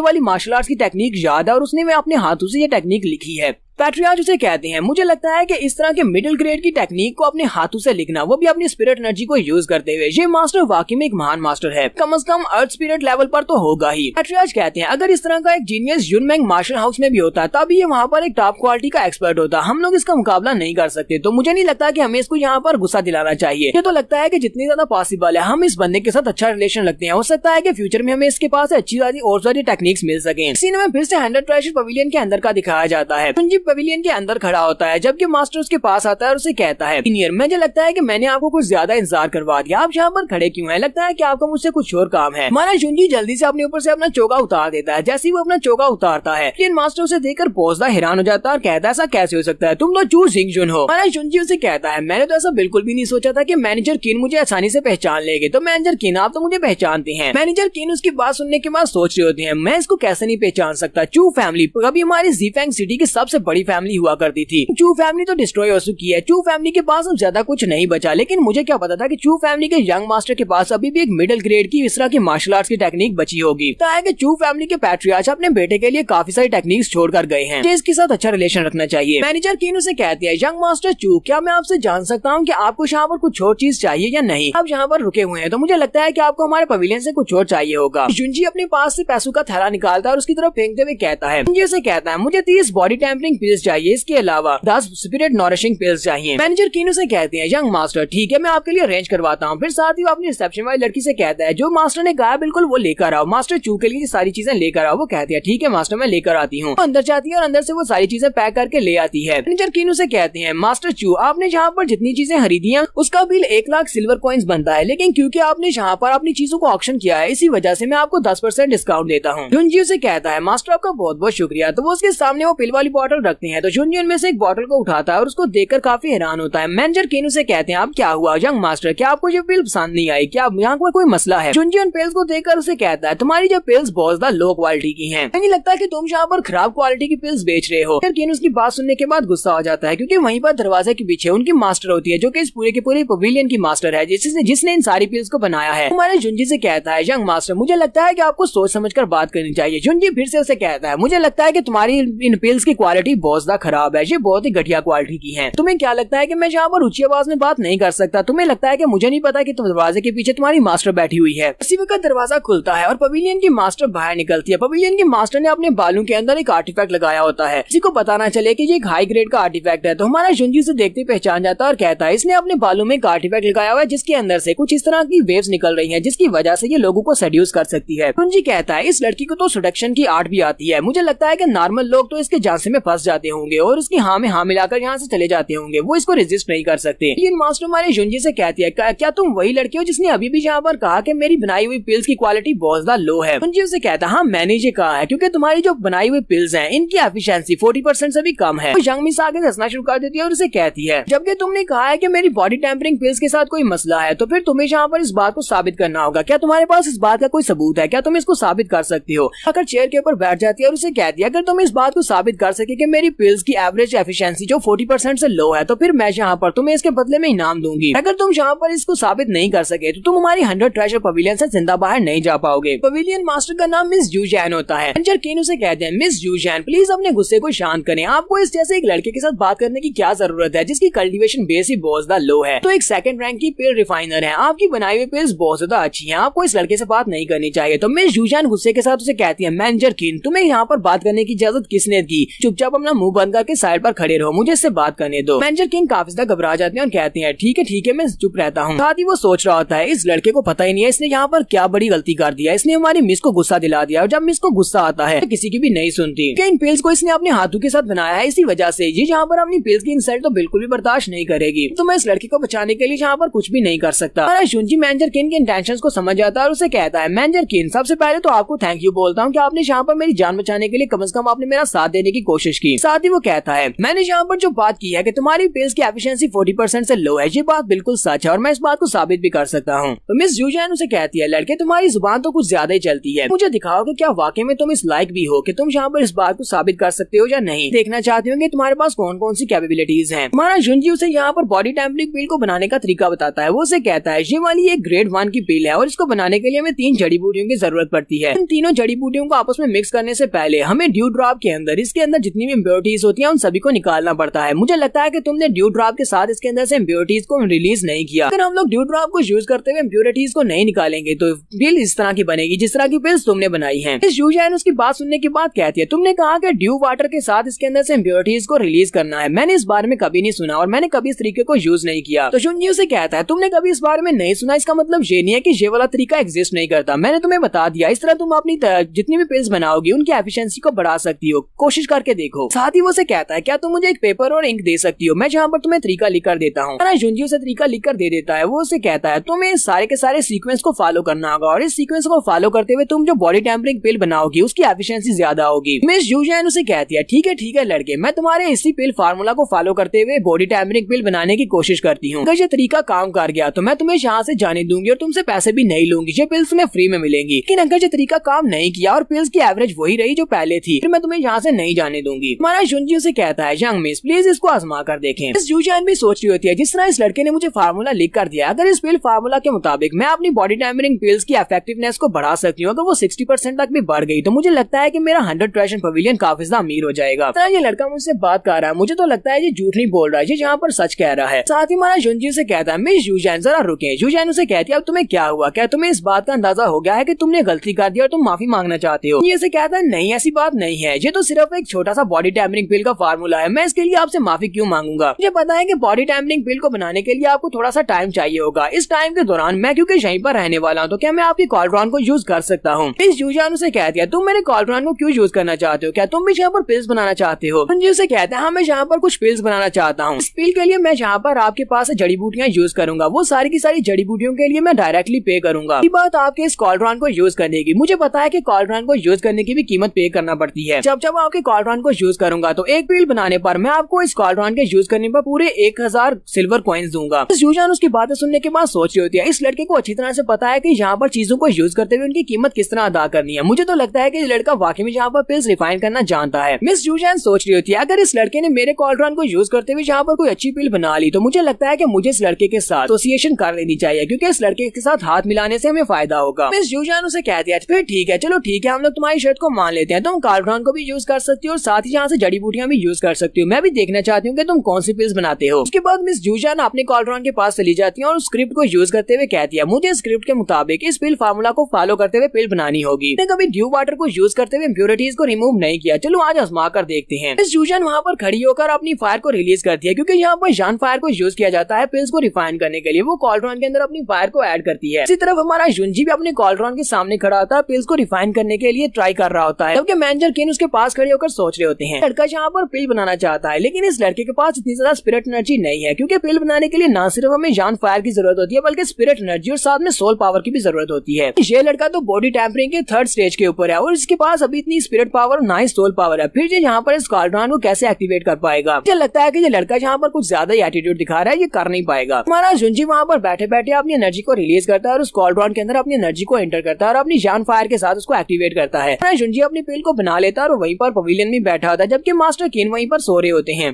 तो मैनेजर किंग को जब होश आती है तो उठते साथ ही कहते हैं मिस यूजैन अब कहाँ पर है, क्या आप ठीक है? जुंजी उसके पास ही बैठा होता है और कहता है वो तो सिर्फ एक ग्रेड 1 की पिल बना रही है, तुम्हें क्या लगता है कि वहाँ पर क्या धमाका होकर वो मर जाएगी? तुम उसके लिए इतना ज्यादा परेशान क्यों हो रहे हो? तो थोड़ी देर के बाद मुझ यूजैन भी अंदर से बाहर निकल आती है, उसकी तरफ देखकर कहता है तुम्हारे चेहरे के एक्सप्रेशंस को देखकर तो लगता है कि मेरा बताया हुआ फार्मूला काम कर गया और तुमने पिल बना ली है, चलो दिखाओ कि तुम कौन सी पिल लेकर आई हो। अपने एक छोटी सी डब्बी होती है जिसके अंदर उसने पिल रखी होती है, वो उनसे कह दिया चलो जल्दी से इसको चेक करो, मुझे बताओ कि इसकी एफिशिएंसी कितनी है। मैनेजर किन भी उस पिल को देखकर कहते हैं इसका ऑरा तो बहुत ज्यादा स्ट्रॉन्ग है। तो ये इस पिल को उठाता है और उसे कहता है ये पिल तो काफी ज्यादा अच्छी है, तुमने इसके अंदर से सारी इम्प्योरिटीज को रिमूव कर दिया है, मुझे लगता है कि अब इस पिल की जो एफिशिएंसी है वो तकरीबन 80% तक पहुंच चुकी है। तो अगर तुम मुझसे पूछो तो तुम्हारी जो पिल यहाँ पर मेरे मुताबिक पास होने के लायक है। हम लोग यहाँ पर अपनी एपिसोड 4 का एंड करेंगे। एपिसोड की एक्सप्लेनेशन अच्छी लगी हो तो कमेंट करके जरूर बताइएगा, चैनल को सब्सक्राइब कर दे, वीडियो को लाइक और शेयर कर दे, शुक्रिया।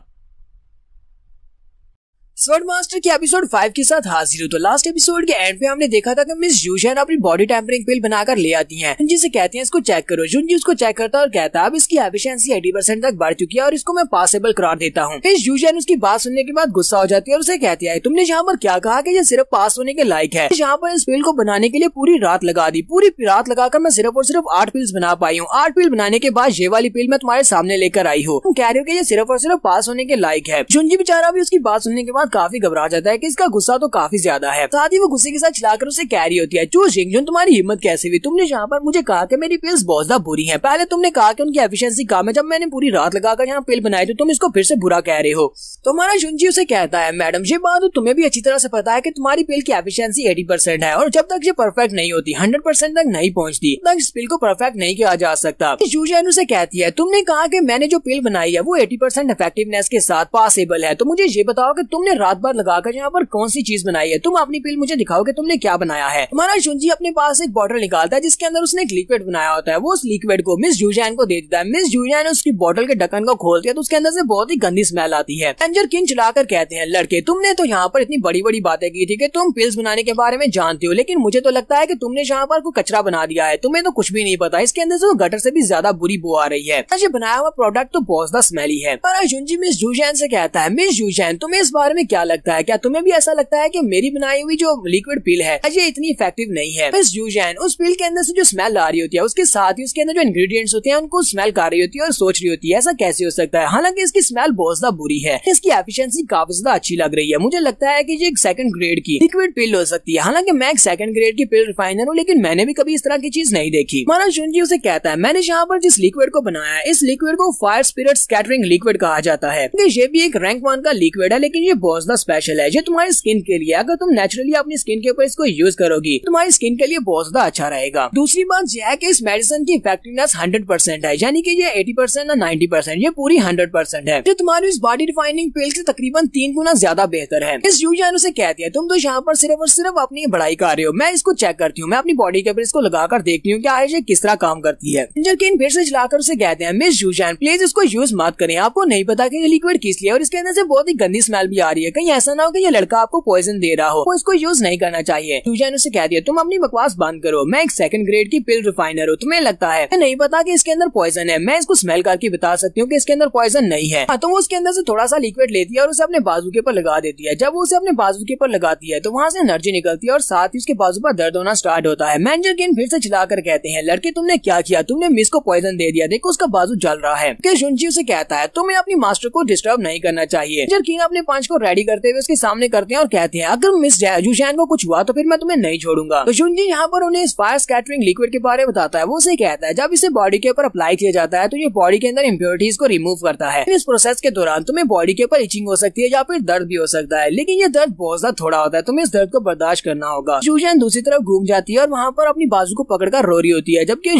जुंजी उसे कहता है, दर्द तो बहुत ही थोड़ा सा है, तुम इतने दर्द को तो बर्दाश्त कर सकती हो, तुम इतने से थोड़े से दर्द को बर्दाश्त नहीं कर सकती। मुझे लगता है कि तुम इस लायक नहीं हो कि तुम अपनी कल्टीवेशन को आगे बढ़ा सको, तुम्हें कल्टीवेशन को छोड़ देना चाहिए। जूजैन यहाँ पर अपनी इतनी ज्यादा इंसल्ट सुनने के बाद कहती है, नहीं नहीं मुझे तो बिल्कुल भी दर्द नहीं हो रहा, लेकिन अंदर से वो सोच रही होती है, मुझे काफी ज्यादा दर्द हो रहा है, लेकिन इसकी इफेक्टिवनेस काफी ज्यादा अच्छी है, इसने बहुत ही अच्छा लिक्विड बनाया है। इस जूजैन उसे कहती है, यंग मास्टर चू मैं आपसे इस फार्मूला को खरीदना चाहती हूँ, क्या आप इस स्पेशल लिक्विड के फार्मूला को मुझे बेचना चाहेंगे? मैं अपने इस विला में इस फार्मूला को बनाऊंगी और उसके बाद इसको बेचूंगी। हमारा जुंजी उसे कहता है, अब जबकि मिस जूजैन ने यहाँ पर मुझसे ये कहा है कि वो मेरे फार्मूला को खरीदना चाहती है, तो मुझे लगता है कि हम लोग यहाँ पर एक अच्छी दोस्ती करने वाले हैं और आपके साथ एसोसिएशन में मुझे भी काफी ज्यादा फायदा होगा। मैं यहाँ पर आपसे सिर्फ और सिर्फ 40 स्पिरिट स्टोन्स लूंगा। वहाँ सुनते ही मैनेजर किन चिल्लाकर उसे कह दिया, क्या तुम्हें पता भी है तुमने यहाँ पर क्या कहा? तुम यहाँ पर 40 स्पिरिट स्टोन्स का कह रहे हो, इसका मतलब होता है कि 4 लाख सिल्वर कॉइन्स। तो यहाँ पर कम से कम सोचकर बोलना चाहिए। तुम्हें लगता है कि हम लोग ये फार्मूला के लिए तुम्हें 4 लाख सिल्वर कॉइन्स देंगे? मिस जूजैन हमारे जुंजी के ऑफर को एक्सेप्ट कर लेती है और कहती है, ठीक है फिर हम लोग इसी डील के साथ आगे बढ़ेंगे। अपने पास एक स्पेस रिंग निकालती है और उसे कहती है, ये एक स्पेस रिंग है, इसके अंदर 40 स्पिरिट स्टोन्स हैं और इसके साथ साथ ये स्पेस रिंग भी तुम्हें गिफ्ट के तौर पर दे रही हूँ। हालांकि इसके अंदर ज्यादा स्पेस नहीं है, लेकिन ये तुम्हारे काफी ज्यादा काम आएगी। अगर हम लोग यहाँ पर हाल ही स्पेस रिंग की कीमत देखें तो ये 50,000 सिल्वर कॉइन्स की तुम्हें मिलेगी। ये मैं तुम्हें गिफ्ट के तौर पर यहाँ पर फ्री दे रही हूँ हमारी दोस्ती के नाम। जुंजी उसे कहता है, तो फिर ठीक है मैं आपके इस गिफ्ट को एक्सेप्ट कर लेता हूँ, क्योंकि ये बहुत ही बुरा रहेगा अगर मैं आपके गिफ्ट को एक्सेप्ट नहीं करूंगा। फिर साथ ही हमारा जुंजी अपने पास से कागज निकालता है और उसे कहता है, तो इसके ऊपर मैंने मेडिसिन के अंदर से सारी इम्प्योरिटीज को रिमूव करनी है और इनकी इफेक्टिवनेस को बढ़ाने का तरीका लिखा हुआ है। मेथड को अगर आपने अच्छे से मास्टर कर लिया तो मुझे लगता है कि सिर्फ और सिर्फ 2 दिन में दोबारा से बॉडी टेम्परिंग पिल को 100% इफेक्टिवनेस के साथ बनाना सीख जाएंगी। इसके बाद आपके ट्रेजर पवेलियन को काफी ज्यादा फायदा होगा। उसके पास से वो फार्मूला लेती है और उस फार्मूला को पढ़ने के बाद बहुत ज्यादा हैरान होती है। जुंजी से कहती है, अगर तो वाकई में ये फार्मूला काम कर सकता है तो मुझे लगता है कि मैं डायरेक्टली प्रमोट होने वाली हूँ, एक 3rd ग्रेड की पिल रिफाइनर बन जाऊंगी। जुंजी से कहता तो मिस मैं यहाँ पर आपको एडवांस में कंग्रेचुलेट करता हूँ कि आप एक 3rd ग्रेड की पिल रिफाइनर प्रमोट होने वाली है। साथ ही वो उसे कहता है, लेकिन ये मेरा फार्मूला बहुत ज्यादा स्पेशल है, मैं आपको यहाँ पर ये सब कुछ फ्री में तो नहीं देने वाला, इस फार्मूला के बदले में मुझे कुछ चाहिए। जूजैन उसे कहती है, तो यंग मास्टर चू मुझे बताओ कि इसके अलावा तुम्हें हमसे क्या चाहिए? तो हमारा जुंजी उसे कहता है, तुम्हें पता है कि मैंने पहले तुमसे काफी सारे पैसे ले लिए हैं, तो मैं यहाँ पर और ज्यादा पैसे तो नहीं ले सकता, मैं यहाँ पर स्पिरिट स्टोन्स को यूज नहीं करने वाला, मुझे कुछ और चाहिए। जुंजी उसे कहता है, मैं अपनी फैमिली की तरफ से यंग मास्टर चू यानी कि चू फैमिली का यंग मास्टर होने के नाते तुम्हारी इस 100 ट्रेजर पवेलियन के साथ एक अलायंस बनाना चाहता हूँ। मैं चाहता हूँ कि तुम मुझे प्रोटेक्शन दो। मैं फैंगजी माउंटेन के ऊपर जाना चाहता हूँ, मैं तुम्हारे लोगों को अपने साथ लेकर वहाँ पर जाऊंगा और वहाँ पर से जाकर हम लोग जड़ी बूटियां इकट्ठी करेंगे। मैनेजर केन उसकी बात सुनने के बाद एक जोरदार चीख मारते हैं और कहते हैं कहीं तुम पागल तो नहीं हो गए। लोग उसे कहते हैं हाँ ये बात तो वाकई में सच है कि फैंगजी माउंटेन के ऊपर बहुत सारी दूसरी जड़ी बूटियां हैं जिनको यूज करते हुए हम लोग बहुत सारी पिल्स बना सकते हैं, लेकिन वो पूरी की पूरी माउंटेन बहुत सारे पॉइजनस मियास्मा के साथ भरी हुई है। हम लोग वहाँ पर जाकर सांस भी नहीं ले सकते, नॉर्मल इंसान तो वहाँ पर बिल्कुल भी नहीं जा सकता। यूजियान हमारे जुंजी से कहती है तुम्हें भी ये बात अच्छी तरह से पता होगी कि फैंगजी माउंटेन के ऊपर जाना पॉसिबल नहीं है। वहाँ पर जड़ी बूटियां तो है लेकिन वहाँ पर बहुत ज्यादा थिक मियास्मा है, हमारे जैसे कल्टीवेटर वहाँ पर नहीं जा सकते। हमारा जुंजी आगे बढ़ता है जाकर उसके कान में कहता है क्योंकि मेरे पास एक मैप है, उस मैप के ऊपर उन सारी की सारी सेफ प्लेसेस के नक्शा बना हुआ है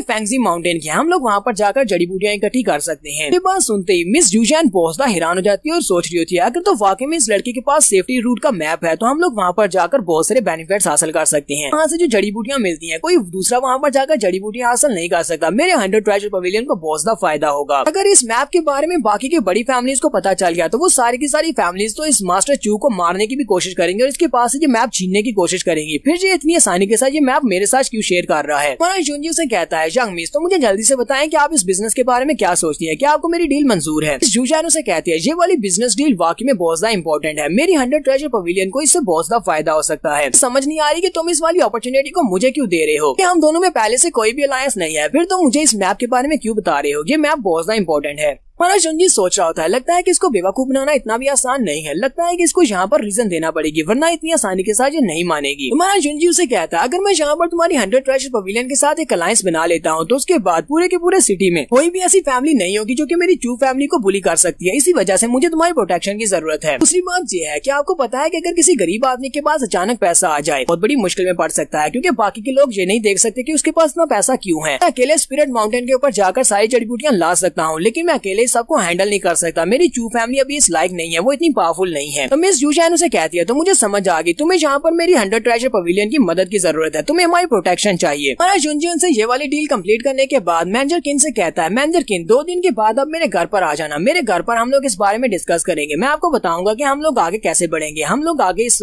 अलायंस को कैसे बढ़ाने वाले हैं और बिजनेस की डिटेल में बात करेंगे। फिर साथ ही उन लोगों को वहाँ पर ग्रीट करते हुए कहता है ठीक है अब मैं यहाँ से जा रहा हूँ, और वो वहाँ से बाहर निकल जाता है। मिस यूजियान उसी की तरफ देख रही होती है और कहती है चू फैमिली का ये लड़का जिसकी फैमिली डिस्ट्रॉय हो चुकी है ये इतना ज्यादा इंप्रेसिव कब हो गया, मुझे तो नहीं पता था। तो मैनेजर कीनू से कहते हैं मिस यूजियान ये अपॉर्चुनिटी वाकई में बहुत ज्यादा रेयर है, अगर हमें वाकई में वो मैप मिल जाता है तो हम लोग फैंगजी माउंटेन के ऊपर कब्जा कर सकते हैं। फैंगजी सिटी में जितनी भी स्पिरिट हब्स हैं वो सारी की सारी हम बेचेंगे और पूरे के पूरे फैंगजी सिटी के ऊपर हमारा राज होगा। मिस यूजियान से कहती है तुम्हें यहाँ पर अभी से सेलिब्रेट करने की जरूरत नहीं है, तो अभी भी उस लड़के के ऊपर शक हो रहा है, उस लड़के के पास अगर उस माउंटेन का मैप है तो वो इतनी आसानी के साथ वो मैप हमारे साथ शेयर करने को क्यों तैयार हो गया, क्या तुम्हें लगता है कि ये वाला मैप वो इतनी आसानी के साथ हमें दे सकता है। मुझे तो लगता है कि उस लड़के का और भी कोई ना कोई मकसद जरूर है, वो लड़का हमें यूज करना चाहता है। मैनेजर कीनू से कहते हैं मुझे लगता है कि वो लड़के की हिम्मत काफी ज्यादा बढ़ चुकी है जो यहाँ पर हमें इस्तेमाल करना चाहता है। तो लड़का हमें कैसे इस्तेमाल कर सकता है, हम लोग एक बहुत ही पावरफुल फोर्स है। मैं अभी जाता हूँ और उस लड़के को पकड़ कर लाता हूँ और उसको एक सबक सिखाते हैं, उससे सवाल पूछते हैं फिर उस लड़के ने हमें यहाँ पर इस तरह यूज करने की हिम्मत कैसे की। मिस यूजियान उसे कहती है फिलहाल के लिए तुम्हें ये सब कुछ करने की जरूरत नहीं है, तो लड़का हमें यहाँ पर इस्तेमाल कर भी रहा है तो इससे ज्यादा फर्क नहीं पड़ता। वो इस फैंगजी माउंटेन के ऊपर जाना चाहता है लेकिन हम लोग भी तो उसके साथ जाएंगे, हमें भी फैंगजी माउंटेन का अगर मैप मिल जाता है तो इससे हमें ज्यादा फायदा होगा। फिलहाल के लिए इंतजार करो जब तक हमें वो मैप मिल नहीं जाता। तो मैनेजर कीनू से कहते हैं ठीक है मास्टर, फिलहाल के लिए इंतजार करता हूँ और अपने कुछ लोगों को उसके ऊपर नजर रखने के लिए भेज देता हूँ। कि हमारा जुंजी रास्ते में चलता हुआ जा रहा होता है और सोच रहा होता है को भी ये बात पता होगी कि मैं इनको इस्तेमाल कर रहा हूँ। रही बात फैंगजी माउंटेन के ऊपर जड़ी बूटियों की, तो वहाँ पर जड़ी बूटियां तो है लेकिन वो सारी की सारी जड़ी बूटियां इतनी ज्यादा नहीं है कि जो कि मेरे लायक हो सके। मुझे अपनी पिछली लाइफ से इससे भी ज्यादा अच्छी माउंटेन्स के बारे में बताया जहाँ पर बहुत सारी जड़ी बूटियां हैं, ये तो कुछ भी नहीं है। जुंजी कहता है तो अब सिर्फ 2 दिन बचे हैं मेरी फैमिली क्लैन मीटिंग के लिए, तो मुझे जल्दी से जल्दी अपनी कल्टीवेशन को बढ़ाना होगा ताकि मैं फैमिली मीटिंग में सभी को साबित कर सकूं कि मैं अभी भी पैट्रियार्च बनने के लायक हूँ। और जुंजी को भी ये बात पता होती है कि 100 ट्रेजर पवेलियन से कुछ लोग उसका पीछा कर रहे हैं, वो बड़ी स्पीड से उनके सामने से वहाँ से गायब हो जाता है, जबकि वो लोग वहीं पर रह जाते हैं और कहते हैं पता नहीं वो लड़का कहाँ पर चला गया, चलो जल्दी से वापस जाकर अपने मास्टर को इस बारे में बताते हैं कि वो लड़का गायब हो गया या उसे पता था कि हम लोग उसका पीछा कर रहे हैं। जहाँ पर हम लोग अपनी एपिसोड 05 का एंड करेंगे। एपिसोड की एक्सप्लेनेशन अच्छी लगी हो तो कमेंट करके जरूर बताइएगा, चैनल को सब्सक्राइब कर दे, वीडियो को लाइक और शेयर कर दे। शुक्रिया। तो गाइस कैसे हैं आप सब लोग। स्वर्ड किंग के एपिसोड 6 के साथ हाजिर हो। तो लास्ट एपिसोड के एंड पे हमने देखा था हमारा जुंजी 100 ट्रेजर पवेलियन वालों के साथ अपना सौदा कंप्लीट करने के बाद वापस आ रहा होता है। तो वहाँ पर उसके पीछे कुछ लोग भी लगे होते हैं जो कि 100 ट्रेजर पवेलियन से उसके ऊपर नजर रख रहे होते हैं। जुंजी उनके सामने बड़ी स्पीड से गायब हो जाता है जबकि वो गार्ड्स भागकर वापस चले जाते हैं। यहाँ से इस एपिसोड की शुरुआत हमारे जुंजी के घर से होती है। जुंजी के घर का सीन दिखाया जाता है जहाँ पर ल्यू जियांग जुंजी के लिए खाना बना रही होती है और कहती है पता नहीं जुंजी कब घर वापस आएगा, मैंने उसके लिए बहुत ही अच्छा खाना बनाया है।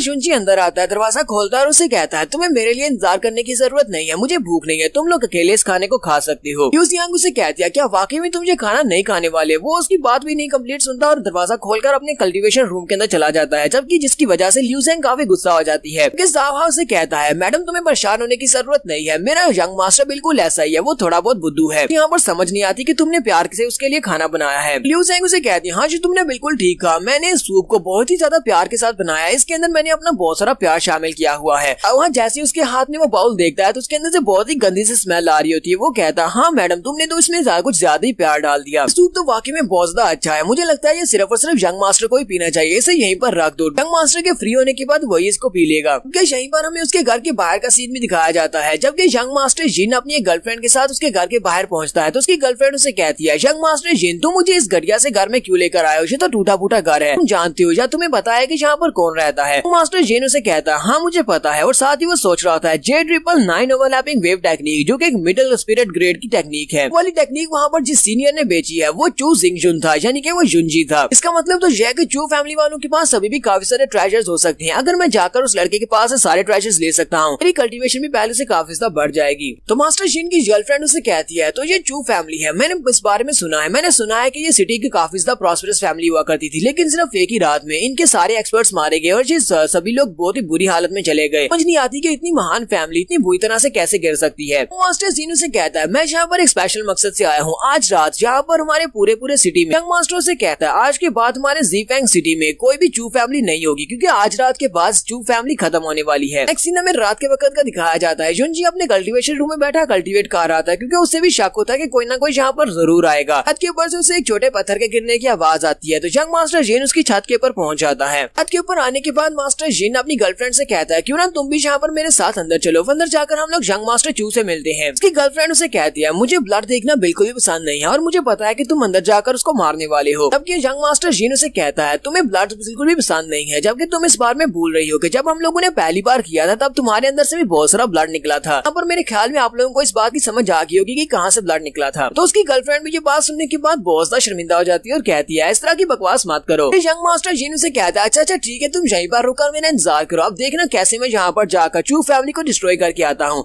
जल्दी से जंप करते हुए रूम के अंदर चला जाता है और जिंगजुन से कहता है चू फैमिली के यंग मास्टर लगता है कि काफी अरसे के बाद मिल रहे हैं। अरे जुंजी भी पहले से तैयार बैठा होता है, वो उसे कहता है मैं भी तो यहाँ पर तुम्हारा इंतजार कर रहा था, आने में थोड़ी सी देर कर दी। यंग मास्टर जिन उसे कहता है मुझे पता है कि आज वो सीनियर जो कि वहाँ पर एक स्पेशल टेक्निक को बेचने के लिए आया था वो तुम ही थे। चू फैमिली वालों के पास अभी भी एक लेवल 1 की मार्शल आर्ट्स की टेक्निक है, इसका मतलब यह कि तुम्हारे पास अभी भी और बहुत सारा खजाना हो सकता है, जल्दी से वो सारे का सारा खजाना मेरे हवाले कर दो। अगर वो सारे का सारा खजाना और सारी मार्शल आर्ट्स की टेक्निक तुम मेरे हवाले कर देते हो तो उसके बाद मैं सोचूंगा कि तुम्हें यहाँ पर जिंदा छोड़ दूं। तुम्हारा जुंजी जल्दी से अपनी तलवार को निकालता है और अपनी तलवार के साथ उसके ऊपर अटैक कर देता है और कहता है कि तुम्हारे अंदर इतनी हिम्मत है तो होती उनको मुझसे ले लो। तो यंग मास्टर जिन उसके अटैक को अवॉइड कर लेता है, फिर साथ ही उसे कहता है तुम्हारी हिम्मत कैसे भी मेरे पर अटैक करने की, तुम तो बॉडी टैंपरिंग के 4th लेवल पर हो, तुम्हें लगता है कि तुम यहाँ पर मेरे सामने इस तरह एरोगेंटली बिहेव कर सकते हो। आदि वो भी अपनी मार्शल स्पिरिट को रिलीज करता है। उसकी मार्शल स्पिरिट एक पैसल होती है। पैसल मतलब ये होता है कि वो एक छोटा सा वेपन होता है, भाले की तरह का वेपन, लेकिन उसका साइज बहुत ज्यादा छोटा होता है। उसने अपने पैसल को पीच फ्लावर पैसल का नाम दिया होता है और वो एक ग्रेड 3 की मार्शल स्पिरिट होती है। हमारा ज़ाओलिंग उसका मजाक उड़ाते हुए कहता है मैं 17 साल का हो गया हूँ लेकिन मैंने आज तक किसी को भी अपने लिंक को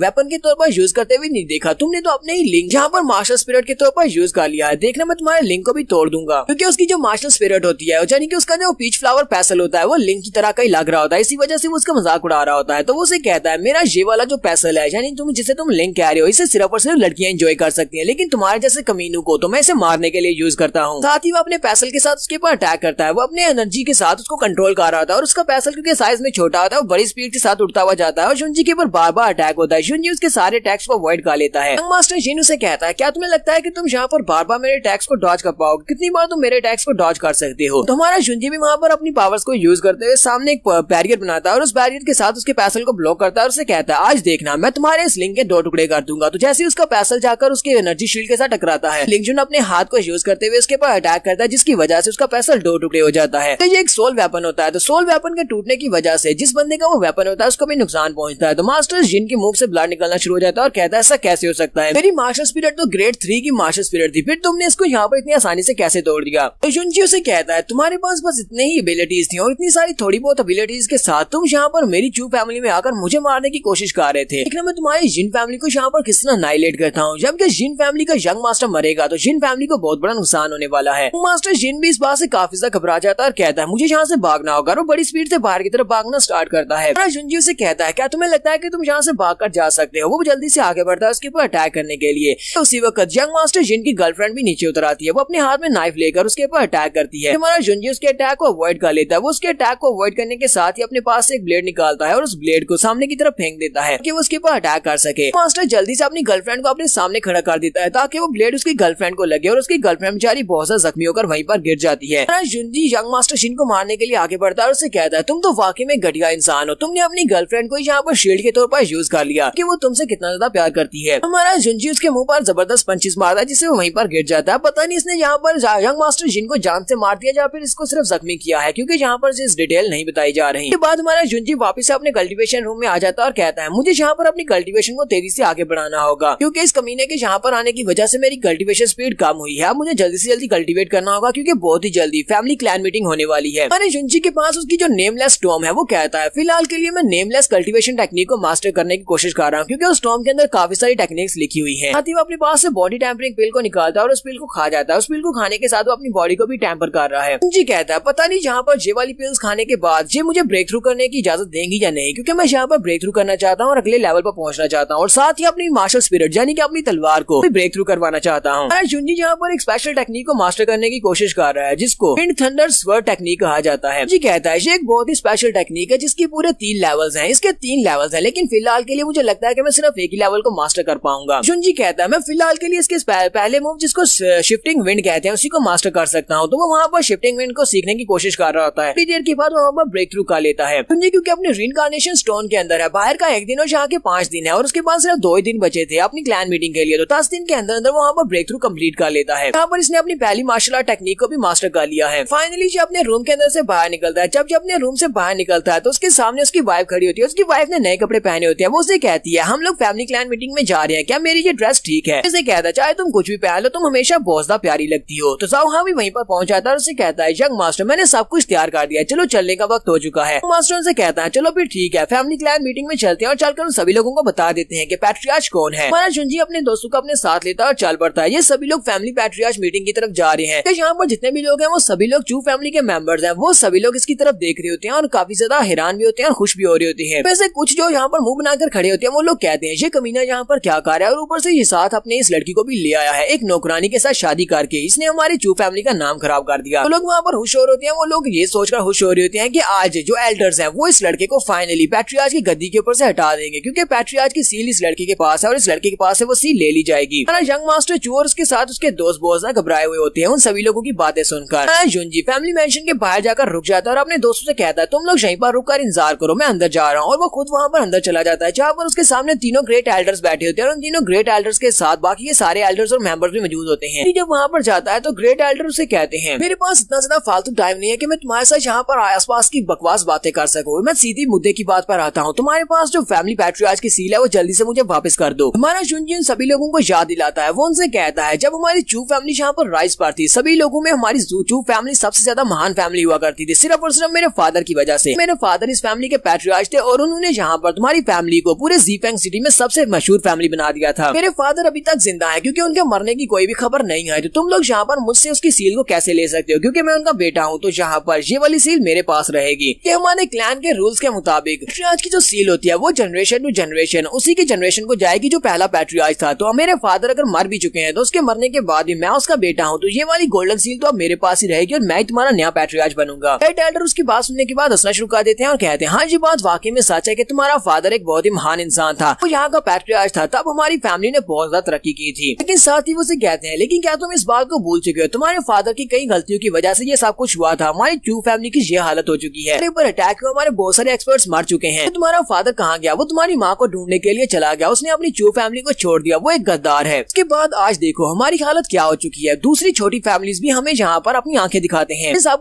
कुछ तुम्हारे फादर की वजह से हो रहा है। इसी वजह से अब तुम्हें कोई भी हक नहीं है। तुम्हारे बाप के वापस आने पर ना ही तुम्हें यहाँ पर पैट्रियार्च बनने का कोई हक है। इसलिए जल्दी से जल्दी वो वाली सील मेरे हवाले करो। ग्रेट एल्डर कहती है आज मैं चू पेंगटियां जहाँ पर तुम सभी लोगों के सामने इस बात का ऐलान करता हूँ कि मैं तुम सभी लोगों की खिदमत करना चाहता हूँ और तुम सभी लोगों का पैट्रियार्च बनना चाहता हूँ। मैं यहाँ पर अपना नाम रिकमेंड करता हूँ। अगर तुम सभी लोगों को इस बात से कोई मसला हो तो तुम लोग मुझसे ये बात कह सकते हो कि वो सभी लोग भी ग्रेट एल्डर के साथ ही होते हैं। वो सभी लोग कहते हैं हम लोग अपनी चू फैमिली को राइज करवाना चाहते हैं और इसके लिए लाजमी है कि हमें ग्रेट एल्डर को अपना पैट्रियार्च बनाना होगा। हम लोग इस बात से सहमत हैं। यहाँ पर हम लोग अपनी एपिसोड 6 का एंड करेंगे और नेक्स्ट एपिसोड में देखेंगे कि हमारा यंग मास्टर कैसे इन सभी लोगों को यहाँ पर कन्विंस करेगा कि वो पैट्रियार्च बनने के लायक है। एपिसोड की एक्सप्लेनेशन अच्छी लगी हो तो कमेंट करके जरूर बताइएगा। चैनल को सब्सक्राइब कर दें, वीडियो को लाइक और शेयर कर दें। शुक्रिया।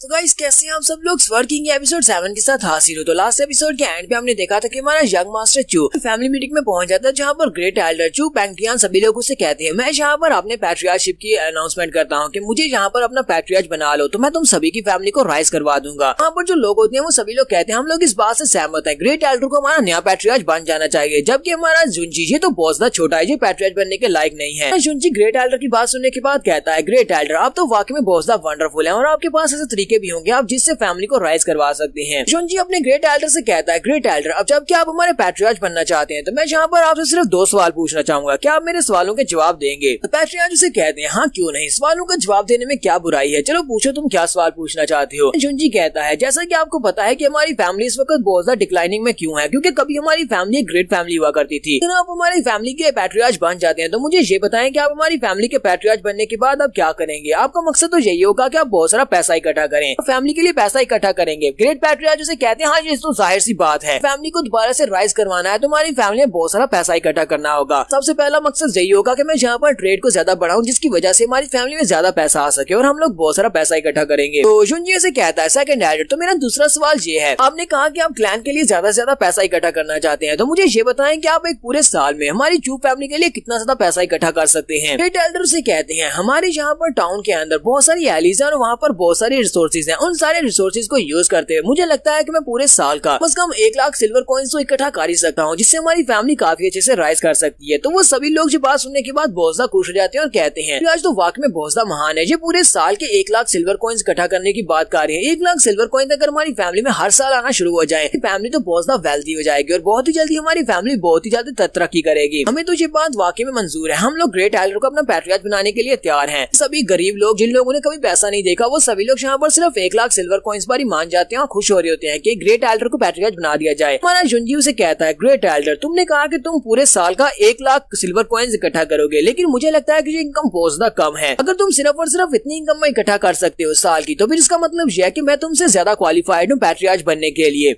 ठीक है, सभी लोग ये बात सुनने के बाद बहुत सा हैरान हो जाते हैं, जबकि ग्रेट एल्डर भी वहाँ पर हंसना शुरू कर देते हैं और कहते हैं जिंग जोन लगता है कि तुम्हारा दिमाग खराब हो गया है। जैसा एक छोटा लड़का तुम्हें लगता है कि तुम 1 लाख सिल्वर कॉइन से भी ज्यादा कमा सकती हो, वो भी पूरे साल के। मैं साल के सिर्फ और सिर्फ 1 लाख सिल्वर कॉइन से कमा सकता हूँ। कि बाकी के सभी लोग भी हंसना शुरू कर देते हैं और कहते हैं हाँ देखो तो सही, ये पैट्रियार्च का बेटा कौन सी बात कर रहा है। ये कह रहा है कि ये ग्रेट एल्डर से भी ज्यादा पैसा इकट्ठा कर सकता है। ये ग्रेट एल्डर से ज्यादा पैसा इकट्ठा कर सकता तो ये खुद गरीबी में क्यों रह रहा है, इसका तो अपना घर टूटा फूटा है। क्या यहाँ पर हमारे साथ कोई मजाक हो रहा है? हम लोग यहाँ पर किसी गरीब भिखारी को अपनी फैमिली का पैट्रियार्च बना दें। हमारा जुनजी अपने पास से वो थैली निकालता है, उस थैली के अंदर उसके पास बहुत सारे क्रिस्टल्स होते हैं। वो उनसे कहता है इस थैली के अंदर 40 स्पिरिट स्टोन्स है, तुम समझते हो 40 स्पिरिट स्टोन्स कितने होते हैं? बाकी के सभी लोग भी बहुत सा हैरान हो जाते हैं और कहते हैं ऐसा कैसे हो सकता है, यंग मास्टर जिंगजुन के पास इतने सारे स्पिरिट स्टोन्स कहाँ से आए? इतने सारे स्पिरिट स्टोन्स का मतलब यह है कि इसके पास बहुत सारा पैसा है। जिंगजुन उन लोगों से कहता है क्या तुम्हें पता है कि इसके अंदर कितने स्पिरिट स्टोन्स हैं? इसके अंदर पूरे 80 स्पिरिट स्टोन्स हैं। सभी लोग कहते हैं इसके पास 80 स्पिरिट स्टोन्स है, इसका मतलब यह है कि इसके पास 8 लाख सिल्वर कॉइन्स हैं। लेकिन इसके पास इतना सारा पैसा कहाँ से आ सकता है? वो सभी लोग एक दूसरे की तरफ देख रहे होते हैं। हमें यहाँ पर क्या फैसला करना चाहिए, हमारे लिए कौन ज्यादा बेहतर रहेगा? ग्रेट एल्डर शापेश है लड़का। जुनजी फिर से ग्रेट एल्डर से कहता है ग्रेट एल्डर तो आप मुझे बताओ कि हम दोनों में से कौन टॉप पर है, ऐसे कौन यहाँ पर ज्यादा पैसा कमा सकता है? क्योंकि तुम तो साल का सिर्फ 1 लाख सिल्वर कॉइन्स कमाना जानते हो। उसी वक्त उसका बेटा भी वहाँ पर पहुँच जाता है जो चू फैमिली का नंबर 1 जीनियस भी है, जिसका नाम चू हाई है।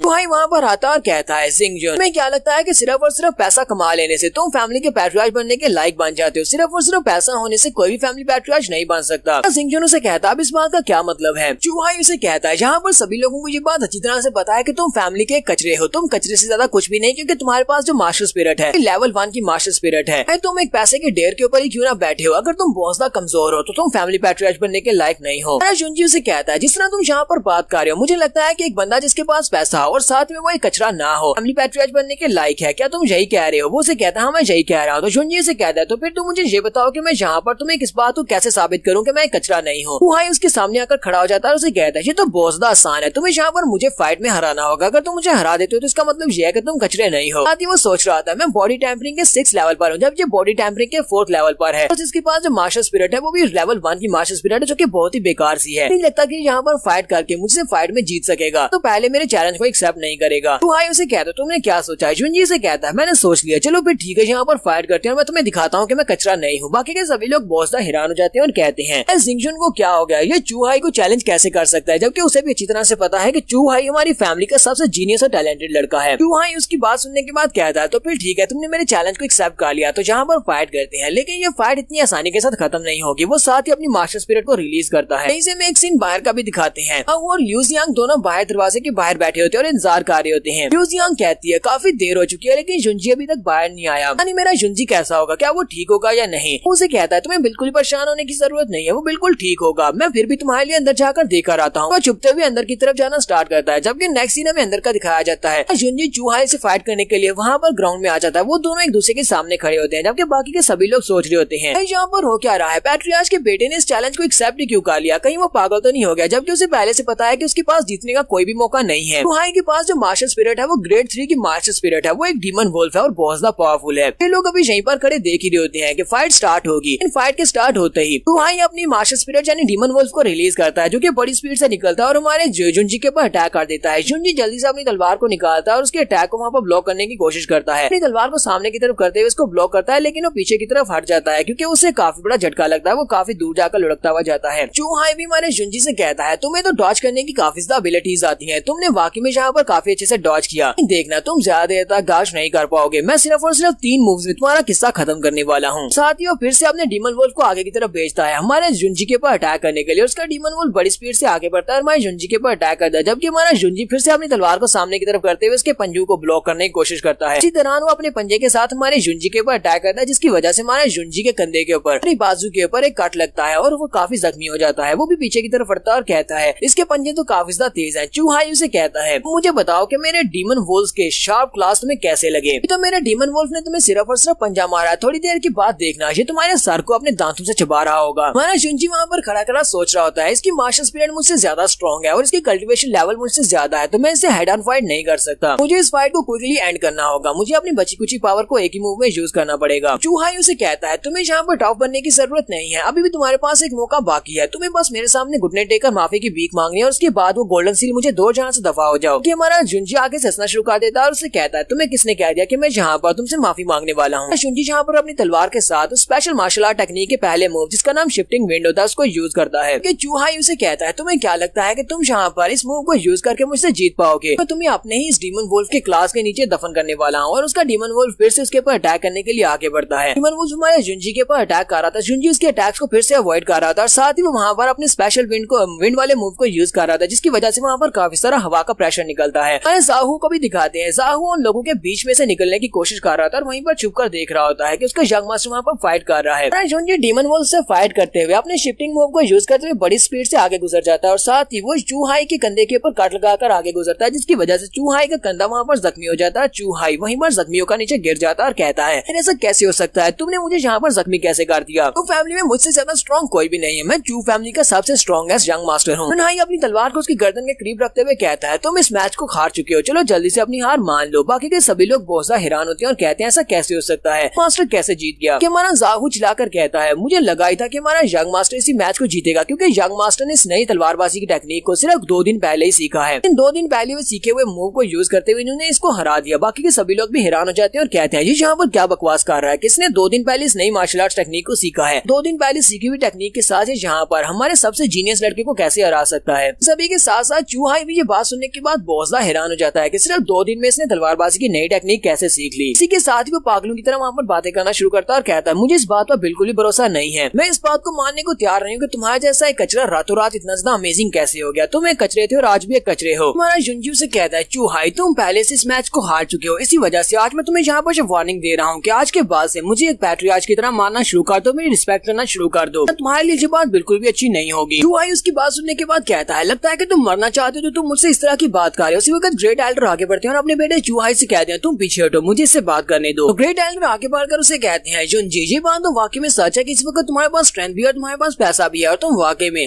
पैट्रियार्च बनने के लायक हो। लेकिन एक बात तो सभी लोगों को पता चलनी चाहिए, सभी लोगों को पता है कि तुम एक कचरे हो। जब से तुम पैदा हुए हो, जब से तुम एक बच्चे थे, तभी से तुम एक कचरे हो। सिर्फ कुछ ही दिनों में तुमने ये वाली मार्शल आर्ट्स की टेक्निक कहाँ से हासिल कर ली और साथ ही तुम्हारे पास इतने सारे स्पिरिट स्टोन्स कहाँ से आए। तुम इस बात को हम सभी लोगों के सामने एक्सप्लेन करोगे। महाराज जुंजी उनसे कहता है तो मैं तुम सभी लोगों के सामने इस बात को क्यों एक्सप्लेन करूँ। ग्रेट एल्डर आगे बढ़ते हैं और उसे कहते हैं अगर तुम हमारी फैमिली के पैट्रियार्च बन जाते हो तो तुम यहाँ पर जो भी काम करोगे वो हमारी फैमिली को रिप्रेजेंट करेगा। इसी वजह से तुम्हारा कैरेक्टर तो क्लियर होना बहुत ज्यादा जरूरी है। जो फैमिली का ग्रेट एल्डर होने के नाते मैं यहाँ पर इस बात की डिमांड करता हूँ कि हमें तुम्हारी बॉडी को सर्च करना चाहिए। देखना चाहते हैं कि तुम्हारे पास ये सारे स्पिरिट स्टोन्स कहाँ से आए और तुम्हारे घर को भी हम लोग सर्च करेंगे और देखेंगे कि तुम्हारे पास ये सारी टेक्निक्स कहाँ से आ रही हैं। तुम्हारे पास जो कुछ भी है वो सब कुछ मेरे हैंड ओवर करो, मैं उन सारी चीजों को 1 बाय 1 करके चेक करूंगा, उनको इंस्पेक्ट करूंगा। यहाँ पर हम लोग अपनी एपिसोड 7 का एंड करेंगे। नेक्स्ट एपिसोड में देखेंगे क्या हमारा जुंजी को वो सारी चीजें देगा क्योंकि इसे ग्रेट एल्डर से भी फाइट करना पड़ सकती है। तो एक्सप्लेनेशन अच्छी लगी हो तो कमेंट करके जरूर बताइएगा। चैनल को सब्सक्राइब कर दें, वीडियो को लाइक और शेयर कर दें। शुक्रिया।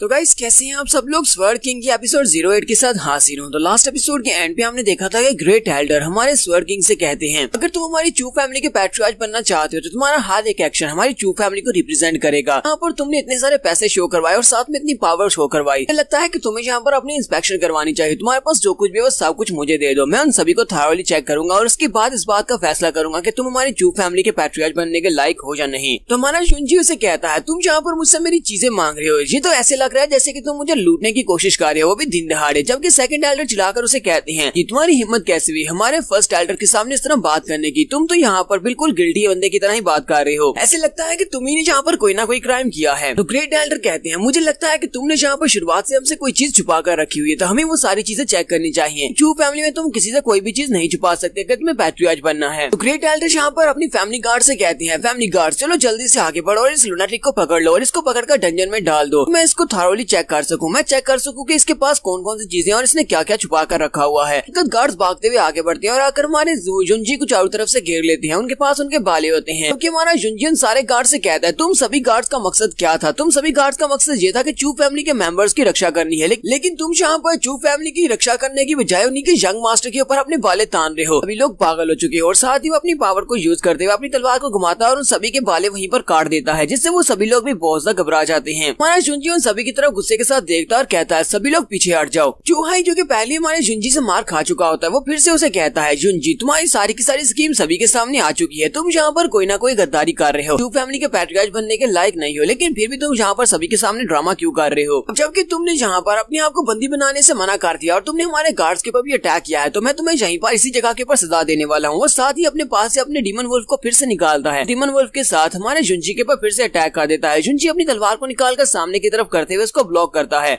इसी के साथ ही चूहाई अपने लोगों से कहता है चलो जल्दी से आगे बढ़ो और इसको मार डालो। वो सभी लोग अपनी तलवारें लेकर आगे बढ़ते हैं, जुंजी के ऊपर अटैक कर देते हैं। लोग मिलकर जुंजी के ऊपर अटैक करते हैं, लेकिन जुंजी फिर से अपनी तलवार को निकालता है और उन सभी के ऊपर अटैक करते हुए उन सभी को जख्मी कर देता है। उसके बाद उसके सामने सिर्फ और सिर्फ डीमन वुल्फ बचता है। वो डीमन वुल्फ की तरफ देख रहा होता है। चूहाई उसे कहता है जिंगजुन मैंने तो यहाँ पर कुछ ज्यादा केयरलेसनेस दिखा दी, अब नहीं, अब तुम्हें यहाँ पर मरना होगा। क्योंकि हमारा जुंजी आगे से हल्का सा मुस्कुराता है और उसे कहता है पर मुझे अफसोस है कि तुम यहाँ पर बहुत ज्यादा डिसअपॉइंट होने वाले हो। और इसी के साथ ही वो अपने किलिंग इंटेंट को रिलीज करता है। तो वहाँ पर जितने फैमिली के लोग होते हैं वो सभी लोग कहते हैं इस लड़के का किलिंग इंटेंट तो बहुत ज्यादा पावरफुल है। पैट्रियार्च भी काफी ज्यादा घबरा जाते हैं और कहते हैं चलो जल्दी से पीछे हट जाओ। वो अपने बेटे से कह रहे होते हैं, लेकिन उनका बेटा तो यहाँ पर पागल हो चुका है, सिर्फ और सिर्फ हमारे जुंजी को मारना है। इसी वजह से वो आगे की तरफ बढ़ रहा होता है, सोच रहा होता है कि मैं यहाँ से पीछे की तरफ तो बिल्कुल भी नहीं हटने वाला। फाइट के दौरान किसी से भागना ये तो बिल्कुल भी बेवकूफी होगी। मैं फैमिली का अगला पैट्रियार्च बनने वाला हूँ और मुझे यहाँ पर भागना नहीं है। वो अपने डीमन वुल्फ को आगे की तरफ भेजता है ताकि वो हमारे जुंजी के ऊपर अटैक कर सके। जैसे इसका डीमन वुल्फ हमारे जुंजी के ऊपर अटैक करने के लिए आगे बढ़ता है। जी वहीं से गायब हो जाता है, बड़ी स्पीड से उसके ऊपर कट लगाता है, जबकि बाकी के सभी लोग बहुत ज्यादा घबरा जाते हैं और कहते हैं ये कितना ज्यादा फास्ट है। जुंजी इसके ऊपर अटैक करता है तो उसके डीमन वुल्फ के अंदर से एनर्जी डेसिपेट होना स्टार्ट हो जाती है और इसी के साथ ही चूहाई के मुंह से ब्लड निकलता है और चूहाई ग्राउंड के ऊपर गिर जाता है, उसके मुंह से बहुत सारा ब्लड बहता है और वहीं पर मर जाता है। देखकर उसके फादर को बहुत बड़ा झटका लगता है, वो चिल्लाकर कहते हैं ऐसा नहीं हो सकता। फिर साथ ही वो बहुत ज्यादा गुस्सा हो जाते हैं और कहते हैं तुम कमीने कहेंगे, तुम्हारी हिम्मत कैसे हुई, तुमने मेरे बेटे को मार डाला। तो जुंजी उसे कहता है तुम बाप बेटा दोनों ही यहाँ पर आपस में मिलकर मुझे मारने का प्लान बना रहे हो, तो मैं यहाँ पर अपने आप को डिफेंड करने के लिए तुम्हें मार भी नहीं सकता, मैंने यहाँ पर सिर्फ और सिर्फ अपनी रक्षा की है। अचार्य उसे कहते हैं तुम्हारे पास बहुत ही अच्छा जवाब है, ठीक है ये तो बहुत ही अच्छी बात है कि तुमने अपने आप को डिफेंड किया, लेकिन देखते हैं कि अब तुम अपने आप को कैसे डिफेंड करोगे। फर्स्ट टाइगर भी जल्दी से अपनी मास्टर स्पिरिट को रिलीज करते हैं जो कि एक स्पीयर होता है। वो अपनी मास्टर स्पिरिट को रिलीज करते हुए उसे कहते हैं लड़की अब देखना मैं तुम्हारा क्या करता हूँ, तुमने मेरे बेटे की जान ली है तो यहाँ पर मुझे पूरा हक है तुम्हारी जान लेने का। तो हमारा बेचारा जाहू बहुत ज्यादा घबरा जाता है और कहता है अब तो सब कुछ खत्म हो गया, हमारी जग मास्टर कैसे बचेंगे। फर्स्ट एल्डर की कल्टीवेशन लेवल तो बहुत ज्यादा है, ये तो स्पिरिट गैदरिंग राम के सेकंड लेवल पर है। हमारे मास्टर जुंजी जी तो बॉडी टेम्परिंग के फोर्थ लेवल पर है। तो फर्स्ट एल्डर अपने बाले को रिलीज करने के बाद अपनी एनर्जी को रिलीज करते हुए जिसे कहते हैं जुंजी तुम हमेशा से एक कचरे थे और आज भी एक कचरे हो, लेकिन ये बहुत बड़ी अफसोस की बात है कि मेरा बेटा तुम्हारे जैसे कचरे के हाथों से मारा गया, लेकिन आज मैं इस अफसोस को अपने माथे के ऊपर से हटा दूंगा। उसी वक्त उन्हें आसमान के ऊपर एक बड़ा सा पंछी दिखाई देता है। सभी लोग ऊपर की तरफ देखते हैं तो वो बड़ा सा पंछी बड़ी स्पीड से उठता हुआ नीचे ग्राउंड की तरफ आता है और ग्राउंड के ऊपर आकर धड़ाम से एकदम आका होता है। सभी लोग वहाँ की तरफ देख रहे होते हैं कि अब यहाँ पर कौन आ गया है, तो वो सभी लोग सामने देखते हैं तो वहाँ से धुआं हटने के बाद पर मास्टर कीशान होते हैं। मास्टर कीशान जो कि 100 ट्रेजर पवेलियन के मैनेजर हैं, वो सभी लोग कहते हैं ये तो 100 ट्रेजर पवेलियन के बॉस किन है, लेकिन ये यहाँ पर क्या कर रहे हैं। मैनेजर किनशान वहाँ पर लैंड करने के बाद हमारे यंग मास्टर चू से कहते हैं मास्टर चू काफी दिनों के बाद मिल रहे हैं, उम्मीद करता हूँ कि आप बिल्कुल ठीक होंगे। जुंजी से कहता है हाँ मैं बिल्कुल ठीक हूँ, तुम्हारा बहुत बहुत शुक्रिया। मास्टर किनशान उसे कहते हैं यंग मास्टर अगर तुम्हें फ्यूचर में भी कोई मुश्किल होती है तो मुझसे राब्ता कर सकते हो, बिल्कुल भी घबराने या शर्माने की जरूरत नहीं है, मुझे कह देना मैं तुम्हारी मदद जरूर करूंगा। फिर साथ ही वो फर्स्ट एल्डर की तरफ देखकर गुस्से के साथ उसे कहते हैं आखिर किसके अंदर इतनी ज्यादा हिम्मत है कि जो कि हमारे पार्टनर यानी कि 100 ट्रेजर पवेलियन के पार्टनर के साथ कुछ बुरा कर सके। तो सभी लोग ये बात सुनते ही बहुत ज्यादा घबरा जाते हैं, कैसा कैसे हो सकता है कि यंग मास्टर चू यानी कि हमारे जुंजी ये 100 ट्रेजर पवेलियन वालों का पार्टनर कब से बन गया।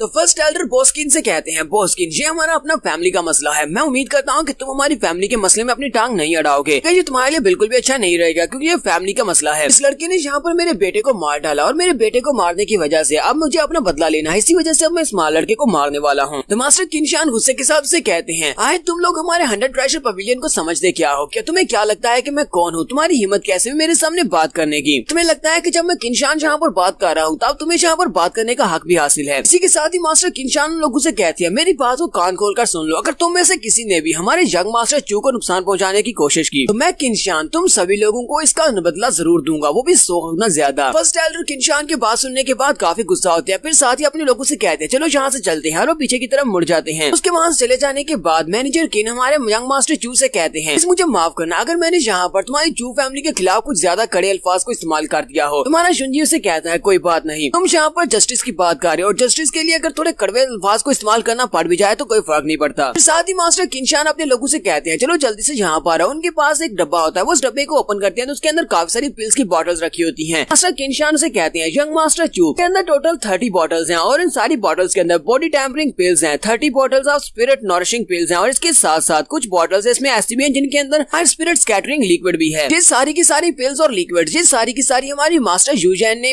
अपने हाथों से रिफाइन किया, इसलिए आपको इन सभी को अपने पास रखना और चेक करके बताया गया इनके अंदर कुछ इम्प्योरिटीज तो नहीं है, इसलिए प्लीज इन सारी की सारी मेडिसिन को एक्सेप्ट कर लें। तो वहाँ पर जितने भी फैमिली मेंबर्स होते हैं वो सभी लोग देख के बहुत ज्यादा घबरा जाते हैं और कहते हैं ऐसा कैसे हो सकता है, हमें तो अपनी आंखों पर यकीन नहीं आ रहा। हमारी फैमिली का यंग मास्टर जिसे हम सभी लोग कचरा समझते थे उसका 100 ट्रेजर पवेलियन वालों के साथ इतना गहरा ताल्लुक है कि वो लोग उसे यहाँ पर मेडिसिनल पिल्स दे रहे हैं। हमारा जुंजी मास्टर किन से कहता है मास्टर किन अब जबकि आप यहाँ पर इसको तोहफे के तौर पर मुझे दे रहे हैं तो फिर ठीक है मैं इसको एक्सेप्ट कर लेता हूँ, ऐसे भी हम लोग तोहफे को वापस तो नहीं ठुकरा सकते। अपने साहू से कहता है चलो जल्दी से आओ और आकर इस डब्बे को उठा लो, वो डब्बे उसके हाथ में पकड़ा देता है। तो बॉस किन हमारे जुंजी से कहते हैं ये तुम्हारी चू फैमिली की फैमिली मीटिंग है, मुझे नहीं लगता कि मेरे जैसे आउटसाइडर को यहाँ पर ज्यादा देर के लिए रुकना चाहिए, अब मैं यहाँ से जा रहा हूँ, कुछ दिनों के बाद जब तुम इस सारे मसले से फ्री हो जाओगे उसके बाद मुझे बताना, तो अपनी कोऑपरेशन के बारे में बात करेंगे, डिटेल में बात करेंगे कि हम लोग कैसे आगे बढ़ने वाले हैं और कैसे काम करेंगे। साथ ही मास्टर किन सोच रहे होते हैं मुझे लगता है कि इस लड़के ने जानबूझकर मुझे 2 दिन के बाद का टाइम दिया था क्योंकि इसे पता था कि इसकी फैमिली क्लैन मीटिंग में ये सब कुछ होने वाला है, इसी वजह से इसने मुझे यहाँ पर बुलाया था। चलो ये तो बहुत ही अच्छी बात है कि मैं टाइम पर यहाँ पर पहुंचा, वरना हमारा पार्टनर यहाँ पर हमारी पार्टनरशिप से पहले ही मारा जाता। मैंने क्योंकि यहाँ पर इस लड़के की जान बचा दी है तो इसकी वजह से अब इस लड़के के ऊपर मेरा एक एहसान चढ़ गया और कल को इसको हमारी बात मानना पड़ेगी। उसी वक्त हमारा जुंजी अपने पास से एक और पेपर निकालता है और उसे कहता है, वो स्किन आपने यहाँ पर बहुत ही अच्छा काम किया, जहाँ पर आपने आकर जस्टिस का साथ दिया और मेरे साथ आपने यहाँ पर आकर साथ देते हुए मेरी जान बचाई है। इसी वजह से यहाँ पर आपको थैंक यू बोलने के लिए अपने पास से कुछ और फार्मूलाज दे रहा हूँ। ये बहुत ही अच्छे फार्मूलाज है। इसके अंदर एक हार्ट क्लींजिंग पिल का फार्मूला है, ये आप अपनी मास्टर को जाकर दे देना। वो स्किन उसके हाथ से वो फार्मूला लेते हैं और कहते हैं, ये पिल तो वाकई में बहुत ज्यादा अच्छी पिल है, ये बहुत अच्छा फार्मूला है। तो वाकई में यहाँ पर थैंक यू बोलने के बदले मुझे ये वाला पिल का फार्मूला देने वाले हो, क्योंकि ये वाला फार्मूला तो बहुत ज्यादा महंगा होगा। जुंजी से कहता है, हम दोनों की पार्टनरशिप के सामने इतना महंगा तो नहीं है, तो आप इसको रख सकते हैं। मास्टर किंशान से कहते हैं, ठीक है यंग मास्टर, आपका बहुत बहुत शुक्रिया, अब मैं यहाँ से जा रहा हूँ। और वो वहाँ से चला जाता है। कि बाकी के सभी लोग सोच रहे होते हैं यहाँ पर हो क्या रहा है, हम सभी को कुछ भी समझ नहीं आ रही कि हमारा यंग मास्टर चू इतना ज्यादा महान कैसे हो गया। पर बॉस किन भी यहाँ पर उसके सामने किस तरह उसके सामने रिस्पेक्टफुली बात कर रहे थे। तो जहाँ पर से बाहर वालों के लोगों के चले जाने के बाद हमारा जुंजी अपने लोगों से कहता है, तुम सभी को जैसे कि पता है कि तीनों एल्डर्स यहाँ से जा चुके हैं। एल्डर्स के जाने के बाद तुम में से अगर कोई और है जिसको लगता है कि मुझे अपनी फैमिली पैट्रियार्च की सील दे देनी चाहिए और मुझे पैट्रियार्च नहीं बनना चाहिए, वो यहाँ पर बात कर सकता है। फिर किसी को इस बारे में कोई ऑब्जेक्शन हो कि मुझे फैमिली पैट्रियार्च नहीं होना चाहिए, वो भी बात कर सकता है। सभी लोग उसे कहते हैं, नहीं नहीं, हमें कोई भी ऑब्जेक्शन नहीं है, तुम ही फैमिली पैट्रियार्च होने चाहिए। जैसे कि हमारी क्लैन के रूल बुक के अंदर लिखा हुआ है कि ये वाली पैट्रियार्च की सील जो जनरेशन टू जनरेशन आगे बढ़ेगी। फादर के बाद ये वाली सील अब तुम्हारे पास होनी चाहिए, तुम ही हमारे फैमिली के नए पैट्रियार्च होने चाहिए। तो सभी लोग वहाँ पर उसे कहते हैं, आज हम लोग देख रहे हैं कि हमारी फैमिली बहुत ज्यादा राइज करने वाली है, क्योंकि हमने आज तुम्हारी ऑसमनेस को देख लिया है। तो सभी लोग वहाँ पर बहुत ज्यादा खुश हो जाते हैं और इसकी तारीफें करना शुरू कर देते हैं और उसे कहते हैं, तुम्हारा हमारा फैमिली पैट्रियार्च बनना ये बहुत बड़ी किस्मत की बात है। सभी को यहाँ पर कोई भी ऑब्जेक्शन नहीं है और हम लोग इस आसानी के साथ इस बात को मानने को तैयार हो गए हैं। और साथ ही वो उसके लिए कह रहे होते हैं कि तुम हमारे पैट्रियार्च और तुम्हारे लंबी उम्र मिले। जुंजी उन लोगों से कहता है, मेरे दिमाग में इस वक्त कुछ बातें चल रही हैं और मुझे लगता है कि मुझे वो सारी बातें तुम लोगों से करनी चाहिए, क्योंकि अब मैं पैट्रियार्च बन चुका हूँ। वो सभी लोग उसे कहते हैं, हाँ क्यों नहीं, यंग मास्टर बताएं कि आपको क्या कहना है। जुंजी उन लोगों से कहता है, अब जबकि मैं तुम लोगों का नया पैट्रियार्च बन चुका हूँ, तो मैं उम्मीद करता हूँ कि हम लोग यहाँ पर एक नई शुरुआत करेंगे। मेरी चू फैमिली यहाँ पर नई शुरुआत कर रही है, यहाँ पर तुम में से किसी को भी बुरी तरह से ट्रीट नहीं करूंगा। मुझे तुम लोगों से एक और बात करनी है, तो यहाँ पर हम लोग एपिसोड का एंड करेंगे और देखेंगे कि नेक्स्ट एपिसोड में ये कौन सी बात करने वाला है। तो एक्सप्लेनेशन अच्छी लगी तो कमेंट करके जरूर बताइएगा। चैनल को सब्सक्राइब कर दे, वीडियो को लाइक और शेयर कर दें। शुक्रिया। तो स्वर्ड किंग के लास्ट एपिसोड के एंड पे हमने देखा था कि चू फैमिली के सभी लोग हमारे यंग मास्टर को अपना नया पैट्रियार्च मान लेते हैं। तो हमारा यंग मास्टर सभी लोगों से कहता है, तुम लोगों से कुछ बात करनी है। पहली बात तो वो ये करता है कि नया पैट्रियार्च बनने के बाद मैं तुम सभी लोगों का बहुत ज्यादा ख्याल रखूंगा और हमारी फैमिली बहुत ज्यादा राइज करेगी। साथ ही वो उन सभी लोगों से कहता है, मुझे एक और बात करनी है। वो उनसे कहता है, मैंने यहाँ पर फर्स्ट एल्डर के बेटे चू हाई को मार दिया है, इसी वजह से चू पेंगटियान के साथ मेरा एक झगड़ा चल रहा है। चू पेंगटियान तो मुझे हर हाल में नहीं छोड़ने वाले। मुझे लगता है कि बाकी के दोनों एल्डर्स जो कि उसके साथ यहाँ से चले गए हैं, वो दोनों भी यहाँ पर इस बात को एक्सेप्ट नहीं करेंगे कि मैं यहाँ पैट्रियार्च हूँ। इसी वजह से मुझे लगता है कि अब इन लोगों के साथ कुछ ना कुछ तो करना पड़ेगा। अब कि मुझे यहाँ पर पैट्रियार्च की पोजीशन मिल चुकी है और मैं पैट्रियार्च हूँ, तो मैं यहाँ पर जो फैसला ले सकता हूँ। उन सभी से कहता है, तो मैं यहाँ पर तुम सभी के सामने इस बात को अनाउंस कर रहा हूँ कि आज के बाद से फर्स्ट एल्डर, सेकंड एल्डर और थर्ड एल्डर, उन तीनों को हमारी चू फैमिली से एक्सपेल किया जाता है। वो तीनों आज के बाद फैमिली में वापस नहीं आ सकते। वो लोग जिंदा है, वो हमारी फैमिली में वापस नहीं आ सकते। जब वो मर जाएंगे तो उन्हें अपनी फैमिली टॉम में दफनाने का मौका नहीं मिलेगा और ना ही हमें अपनी उसकी हिस्ट्री की बुक के अंदर उनका नाम लिखा जाएगा। उनके बारे में जो कुछ भी हिस्ट्री है वो सारी की सारी मिटा दी जाए। सभी लोग ये बात सुनने के बाद बहुत ज्यादा घबरा जाते हैं कि पैट्रियार्च ने यहाँ पर बहुत ही सख्त फैसला कर दिया है। हमारा जुंजी उन सभी लोगों से कहता हूँ, उम्मीद करता हूँ कि आप सभी लोग यहाँ पर एक बहुत इंटेलिजेंट फैसला करेंगे और सभी लोग सोचकर साइड चुनेंगे कि आपको फर्स्ट एल्डर के साथ जाना है या फिर मेरे साथ रहना है। तो आपको मैं यहाँ पर एक और मौका दे रहा हूँ, तो उन तीनों को चूज करो या फिर मुझे चूज करो। अगर मुझे चूज करोगे तो चू फैमिली में रहने का मौका मिलेगा। हमारा जुंजी उनसे बात खत्म करने के बाद वापस आ जाता है, तो उसका जाओबू से कहता है, यंग मास्टर तुम तो वाकई में बहुत ज्यादा इंप्रेसिव थे, आज तुम्हारी परफॉर्मेंस बहुत ज्यादा अच्छी रही। चू हाई को हमेशा देखा है कि वो वीक लोगों को बहुत ज्यादा बुली किया करता था, आपने उसके साथ बहुत ही अच्छा किया जो उसको मार दिया। वाइफ और जाहू दोनों ही उसकी तारीफें कर रहे होते हैं और उसे कहते हैं, यंग मास्टर तुम तो वाकई में बहुत ज्यादा इंप्रेसिव हो। जुंजी अपने पास से बॉटल निकालता है और उन बॉटल्स को टेबल के ऊपर रखता है और कहता है, सारी बॉटल्स के अंदर कुछ के अंदर बॉडी टेम्परिंग पिल्स रखी हुई हैं और कुछ के अंदर कुछ छोटा टाइप की किल पिल्स रखी हुई हैं। मैं चाहता हूँ कि तुम दोनों इन बॉटल्स को लो, इनके अंदर जो पिल्स रखी हुई है उन पिल्स को खाओ और उसके बाद अपनी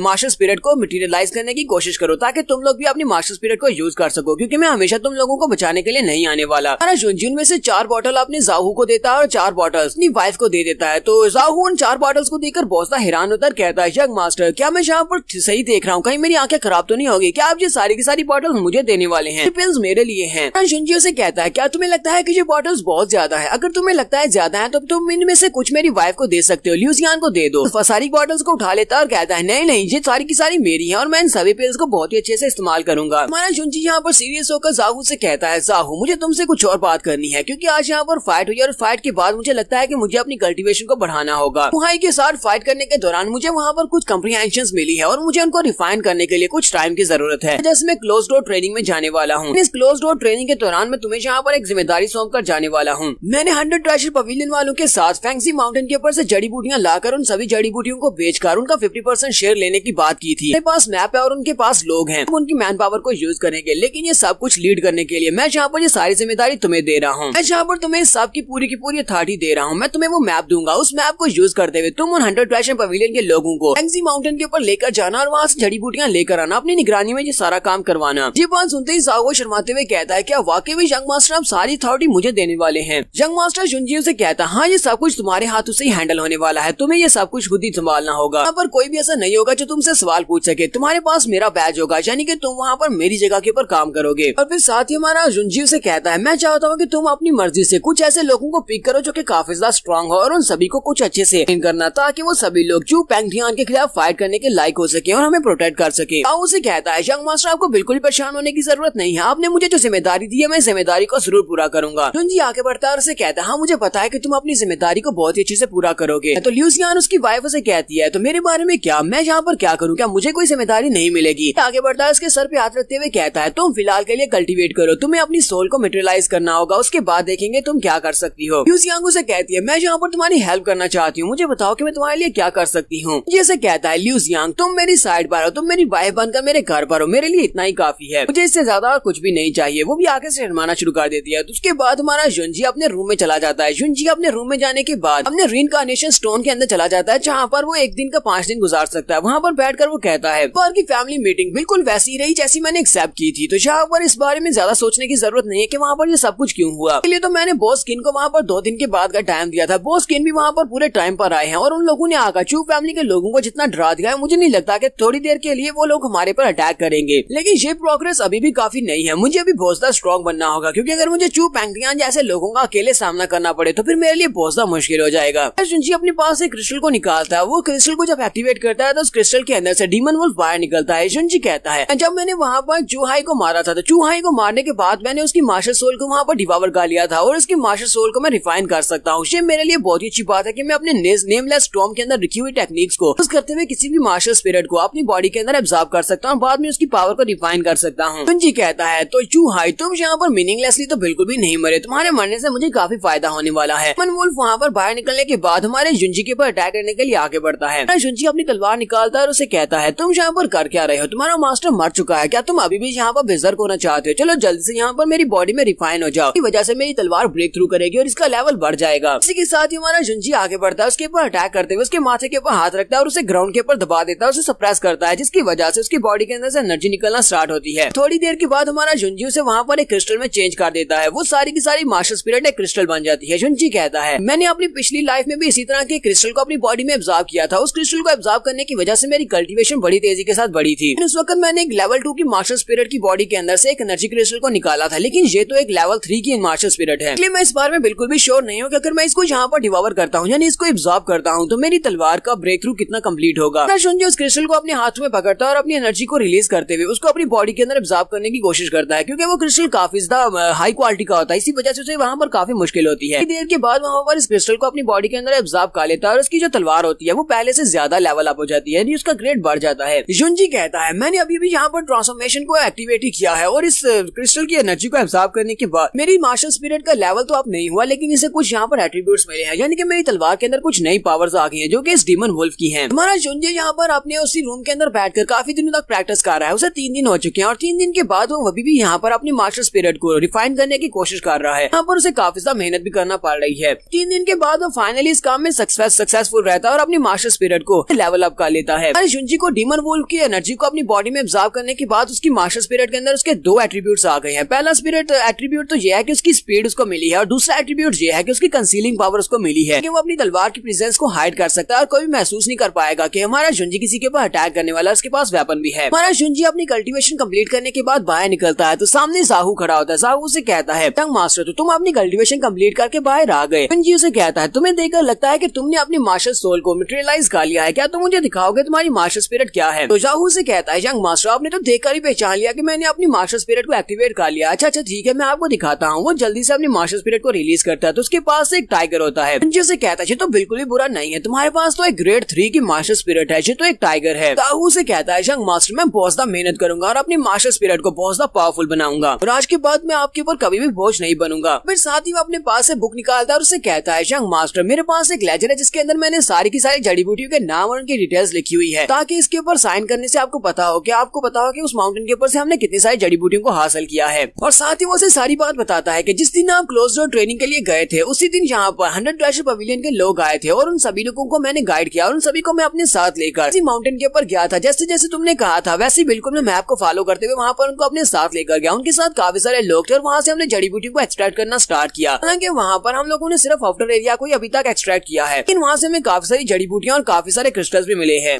15 दिनों में हम लोग आउटर एरिया की एक्सट्रैक्शन को कंप्लीट कर लेंगे। ताकि तुमने कहा था कि हमारी चू फैमिली के तीनों मास्टर्स हमारे रास्ते की रुकावट जरूर बनेंगे और वो तीनों वाकई में इस रास्ते की रुकावट बनने के लिए वहाँ पर अपीयर हुए थे। हमारे कहने के मुताबिक मैंने बॉस किन को पहले से अलर्ट किया हुआ था, तो वो तीनों हमारे पर अटैक करने के लिए आए थे, लेकिन बॉस किन ने वहाँ पर आकर उन लोगों को फिर से वहाँ से डराकर भगा दिया। लगता है कि अब वो तीनों एल्डर्स दोबारा नहीं आएंगे क्योंकि बॉस किन तो हमेशा हमारे साथ ही होती हैं और बॉस किन की निगरानी में ये सारा काम हो रहा है। जुनजी उसे कहता है तो मैंने ये सारे का सारा बिजनेस मैटर तुम्हें संभालने को दिया है, तो इस सब को तुम ही संभालो। फिर वो उससे पूछता है कि मेरी वाइफ ल्यूजियांग कहाँ पर है, वो मुझे दिखाई क्यों नहीं दे रही। वो उसे कहता है मुझे नहीं पता, वो भी तुम्हारे साथ ही क्लोज डोर कल्टीवेशन में गई थी लेकिन वो अभी तक बाहर नहीं निकली। लगता है कि वो अभी तक अपनी मार्शल सोल को मटेरियलाइज करने में कामयाब नहीं हो पाई। लगता है कि उसकी मार्शल स्पिरिट की डेवलपमेंट बहुत ज्यादा स्लो है। शुनजी उसे कहता है पूरे 3 दिन गुजर चुके हैं और 3 दिन के अंदर उसने अभी तक अपनी मार्शल स्पिरिट को मटेरियलाइज नहीं किया, ये तो वाकई में बहुत ज्यादा स्लो है। तुम्हारा शुनजी उसे कहता है ल्यूजियांग को जाकर डिस्टर्ब मत करना, उसे वहाँ पर अकेले में बैठकर कल्टीवेट करने दो, उसे अपने आप से उसको अपनी मार्शल सोल को मटेरियलाइज करने दो। मैं ज़ीफेंग सिटी में जा रहा हूँ, मुझे कुछ काम है, सब कुछ तुम खुद ही संभाल लेना। शुनजी सोच रहा होता है अब जबकि आयरन बहुत ज्यादा हार्ड है तो हमें अभी इसके ऊपर हथौड़ा मारना होगा, पहले के कोई और हमारे ऊपर आकर अटैक करे उनके ऊपर अटैक करना होगा और मुझे अपने प्लान को अगले स्टेप तक पहुंचाना होगा। इसी में 100 ट्रेजर पवेलियन का दिखाया जाता है। 100 ट्रेजर पवेलियन में मास्टर यूजियान अपनी चेयर के ऊपर बैठी होती है तो बॉस किन उसके पास आते हैं और उसे कहते हैं जैसा कि तुमने कहा था कि मुझे जुनजी के बारे में इन्फॉर्मेशन लेकर आनी है, जुनजी के बारे में काफी सारी इन्फॉर्मेशन निकाल कर लाया हूँ। मास्टर किनशान अपनी मैडम को बताते हैं कि पास में वो लड़का बिल्कुल एक कचरे की तरह था। अचानक से वो शुई फैमिली में गया और शुई फैमिली में जाने के बाद उसने शुई ल्यूजियांग के साथ शादी कर ली और उससे शादी करने के बाद से इस लड़के की कल्टीवेशन बहुत ज्यादा तेजी के साथ बढ़ रही है, जहाँ तक कि चू फैमिली के बहुत सारे लोग भी अब उसको सपोर्ट करना शुरू कर दिया है। तो उसकी मैडम उसे कहती है ये ल्यूजियांग कौन है, तो वो उसे ल्यूजियांग के बारे में बताता है। कहता है शुई फैमिली के पैट्रियार्च और एक होटल में काम करने वाली वेशा की बेटी है, तो वो उसकी नाजायज औलाद थी, इसी वजह से वो वहाँ पर नौकरानी का काम किया करती थी। यंग मास्टर जुनजी वहाँ पर जाकर उसे शादी का प्रस्ताव रखा और शुई पैंग ने उसके साथ उसकी शादी करवा दी। कि मैडम यूजान उसकी बात सुनने के बाद कहती है मैं चाहती हूँ कि तुम उस लड़के के ऊपर नजर रखो, अगर तुम्हें उस लड़के के बारे में कुछ भी खास नहीं मिलता तो उसके फादर के बारे में इन्फॉर्मेशन हासिल करो, क्या उसके फादर के अंदर ऐसा क्या स्पेशल था। यहाँ पर हम लोग अपनी एपिसोड 9 का एंड करेंगे। एपिसोड की एक्सप्लेनेशन अच्छी लगी हो तो कमेंट करके जरूर बताइएगा। चैनल को सब्सक्राइब कर दे, वीडियो को लाइक और शेयर कर दे। शुक्रिया।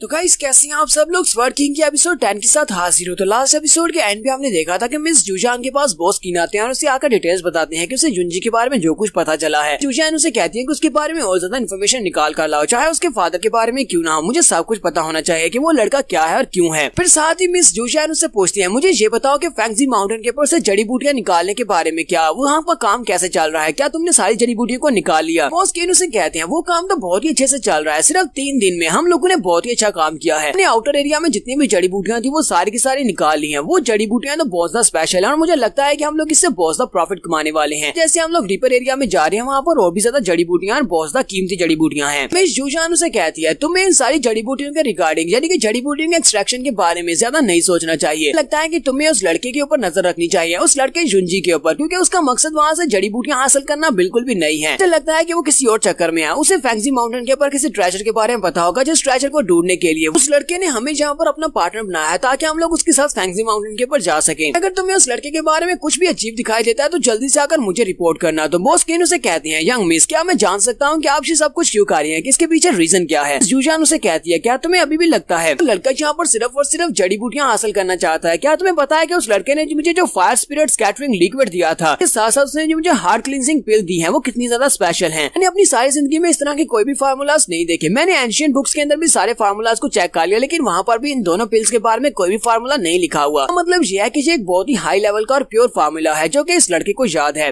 बॉस कीनू से कहते हैं, मिस आपके कहने के मुताबिक अगर ये फार्मूला एंशिएंट बुक्स के अंदर नहीं लिखा हुआ तो इस फार्मूला की कीमत तो बहुत ज्यादा होनी चाहिए, क्योंकि किसी को इस फार्मूला के बारे में पता नहीं है। फिर उस लड़के ने इस फार्मूला को हमें ऐसे ही दे दिया। एक फार्मूला उसने थैंक यू बोलने के बदले में दे दिया, दूसरा फार्मूला उसने सिर्फ 40 स्पिरिट स्टोन के बदले में दे दिया। इसका मतलब यह है कि उस लड़के की नजर में इन फार्मूलाज की कीमत बहुत ज्यादा कम है। हो सकता है कि उसके पास अभी भी कुछ ऐसे फार्मूलाज हों जो कि इससे भी ज्यादा महंगे हों। पता नहीं है कि वो लड़का हमारे साथ सिर्फ और सिर्फ पैसों के लिए कोऑपरेशन में डायल हुआ है। इस यूजान भी से कह दिया, हाँ मुझे भी ऐसे ही लगता है कि उस माउंटेन के ऊपर से जड़ी बूटियों को निकाल कर हमारे साथ पार्टनरशिप करना चाहिए, तो सिर्फ और सिर्फ एक कवर है। असल में उस लड़के का मकसद कुछ और है, वो कुछ और हासिल करना चाहता है। उसी वक्त दरवाजे के ऊपर नॉक होती है। नौकरानी उनसे कहती है, मिस यूजैन, यंग मास्टर जुंजी आप लोगों से मिलने के लिए आए हैं, वो आपसे मिलने की रिक्वेस्ट कर रहे हैं, मुझे बताएं कि उनको कहाँ पर बैठा दूं। स्किन कहते हैं, मास्टर जुंजी को अंदर ले आओ और उसे एक ऐसे रूम में बिठाना जहाँ पर कोई भी बाहर से हमारी बातें ना सुन सके। वहाँ पर बिठाने के बाद उसे चाय पानी दो। मिस यूजैन कहती है, जरा रुको, मेरे पास कुछ और प्लान है। उस नौकरानी से कहती है, मैं चाहती हूँ कि तुम उसे हमारे ट्रेजरी रूम के बाहर लेकर आओ, वहाँ से हम लोग खुद ही संभाल लेंगे, हम उसे अपनी ट्रेजरी रूम में लेकर जाने वाले हैं, मैं पर्सनली इसको अटेंड करूंगी। वो नौकरानी बाहर जाती है और हमारे जुंजी से कहती है, यंग मास्टर प्लीज मेरे पीछे आए, मैं आपको एक स्पेशल रूम की तरफ लेकर जा रही हूँ जहाँ पर हमारी यंग मिस पर्सनली आपसे मिलेंगी। तो वो उसे अपने ट्रेजरी रूम के बाहर ले जाती है जहाँ पर हमारी मिस यूजैन और उसके साथ बॉस किन दोनों वहाँ पर खड़े होते हैं। जुंजी से कहता है, मिस मुझे लगता है कि मैंने यहाँ पर आपको कुछ ज्यादा इंतजार करवा दिया। मिस यूजैन उसे कहती है, कोई बात नहीं, हमारे 100 ट्रेजर पवेलियन के पार्टनर और अपने पार्टनर के लिए थोड़ी देर यहाँ पर इंतजार करना भी पड़े तो कोई फर्क नहीं पड़ता। मिस यूजैन उसे कहती है, तो तुम यहाँ पर हमारे पास से कॉल्ड्रॉन खरीदने के लिए आए हो, तो क्या तुम फाइनली अपने लिए खुद पिल्स रिफाइन करने वाले हो? लगता है कि फैंक्सी माउंटेन के ऊपर वाकई वहाँ पर कुछ ऐसे ट्रेजर्स हैं। जुंजी उसे कहता है, मिस हम कौन से ट्रेजर्स की बात कर रही है, लगता है मेरे साथ कुछ मजाक कर रही है। मैंने तो अभी भी यहाँ पर पिल बनाने की मार्शल आर्ट्स को सीखना स्टार्ट किया है, इसी वजह से मुझे एक बेसिक कॉल्ड्रॉन चाहिए ताकि मैं जहाँ पर अपने घर के ऊपर पिल्स बनाने के बारे में कल्टीवेशन को आगे बढ़ा सकूं। साथ ही हमारा जुंजी से कहता है, आपने कहा कि फैंक्सी माउंटेन के ऊपर ट्रेजर्स हैं, इस बात का क्या मतलब है, क्या वाकई में वहाँ पर ट्रेजर्स हैं? यूजैन उसे कहती है, मैं तो बस यहाँ पर मजाक कर रही थी। मास्टर चू, तुम्हें यहाँ पर इस बात को अपने दिल पर लेने की जरूरत नहीं है, चलो जल्दी से मेरे साथ आ जाओ। मैं यहाँ पर पर्सनली तुम्हें अपने साथ लेकर आई हूँ ताकि तुम यहाँ पर अपने लिए पहला कॉल्ड्रॉन चूज कर सको। पहला कॉल्ड्रॉन सबसे बेस्ट होना चाहिए। उसे अपने साथ लेकर अपने ट्रेजरी रूम में आते हैं। वो दरवाजा खोलते हैं और उसे कहते हैं, ये हमारा ट्रेजरी रूम है जहाँ पर तुम्हें बहुत सारी चीजें मिलेंगी, ये सारी चीजें तुमने पहले कभी नहीं देखी होंगी। ऊपर बहुत सारे आर्टिफैक्ट्स और बहुत सारे वेपन्स रखे हुए होते हैं और वो सारे के सारे हाई लेवल से लो लेवल तक के बहुत सारे वेपन्स होते हैं। टोटल लेवल, गॉड लेवल, जहाँ तक के सेंट लेवल के वेपन्स भी वहाँ पर पड़े होते हैं। मिस यूजैन हमारे जुंजी से कहती है, यंग मास्टर तो मुझे बताओ कि तुम्हें कौन से लेवल का कॉल्ड्रॉन चाहिए, तुम एक हाई लेवल का कॉल्ड्रॉन खरीदना चाहती हो? जुंजी से कहता है, नहीं, मैंने अभी अभी पिल्स को रिफाइन करना स्टार्ट किया है, तो मैं बेसिक से ही स्टार्ट करूंगा। चाहता हूँ कि आप मुझे एक ट्रेजर लेवल का कॉल्ड्रॉन दे, मुझे लगता है कि वही मेरे लिए सबसे बेस्ट रहेगा। मिस यूजैन उसे कहती है, हमारे पूरे सिटी के अंदर बहुत ही कम ट्रेजर लेवल के आर्टिफैक्ट्स हैं और हमारे पास कॉल्ड्रॉन तो बहुत ज्यादा कम है। मेरे पास सिर्फ और सिर्फ 2 ट्रेजर लेवल के कॉल्ड्रॉन है, एक इस वक्त मैं खुद से यूज कर रही हूँ और दूसरा कॉल्ड्रॉन यहाँ पर तुम्हारे सामने पड़ा है। उसे कहते हैं, चलो जल्दी से आ जाओ, मैं तुम्हें इसके बारे में बताती हूँ। इसको ब्लैक सोल पर्ल, जल्दी से यहाँ पर आओ, मैं तुम्हें इस कॉल्ड्रॉन के बारे में बताती हूँ। इसको ब्लैक स्पिरिट कॉल्ड्रॉन कहा जाता है। ये एक बहुत ही स्पेशल कॉल्ड्रॉन है। जब तुम इसके अंदर पिल्स को रिफाइन करते हो तो इसके अंदर अपना मॉइस्चराइजेशन का अमल होता है, यानी कि इसके अंदर ड्यू ड्रॉप्स बनते हैं जो कि तुम्हारे जो पिल्स होती हैं उनको बहुत ज्यादा वेट कर देती हैं, जिसकी वजह से तुम्हारी पिल्स के अंदर बहुत ज्यादा मॉइस्चर आ जाता है।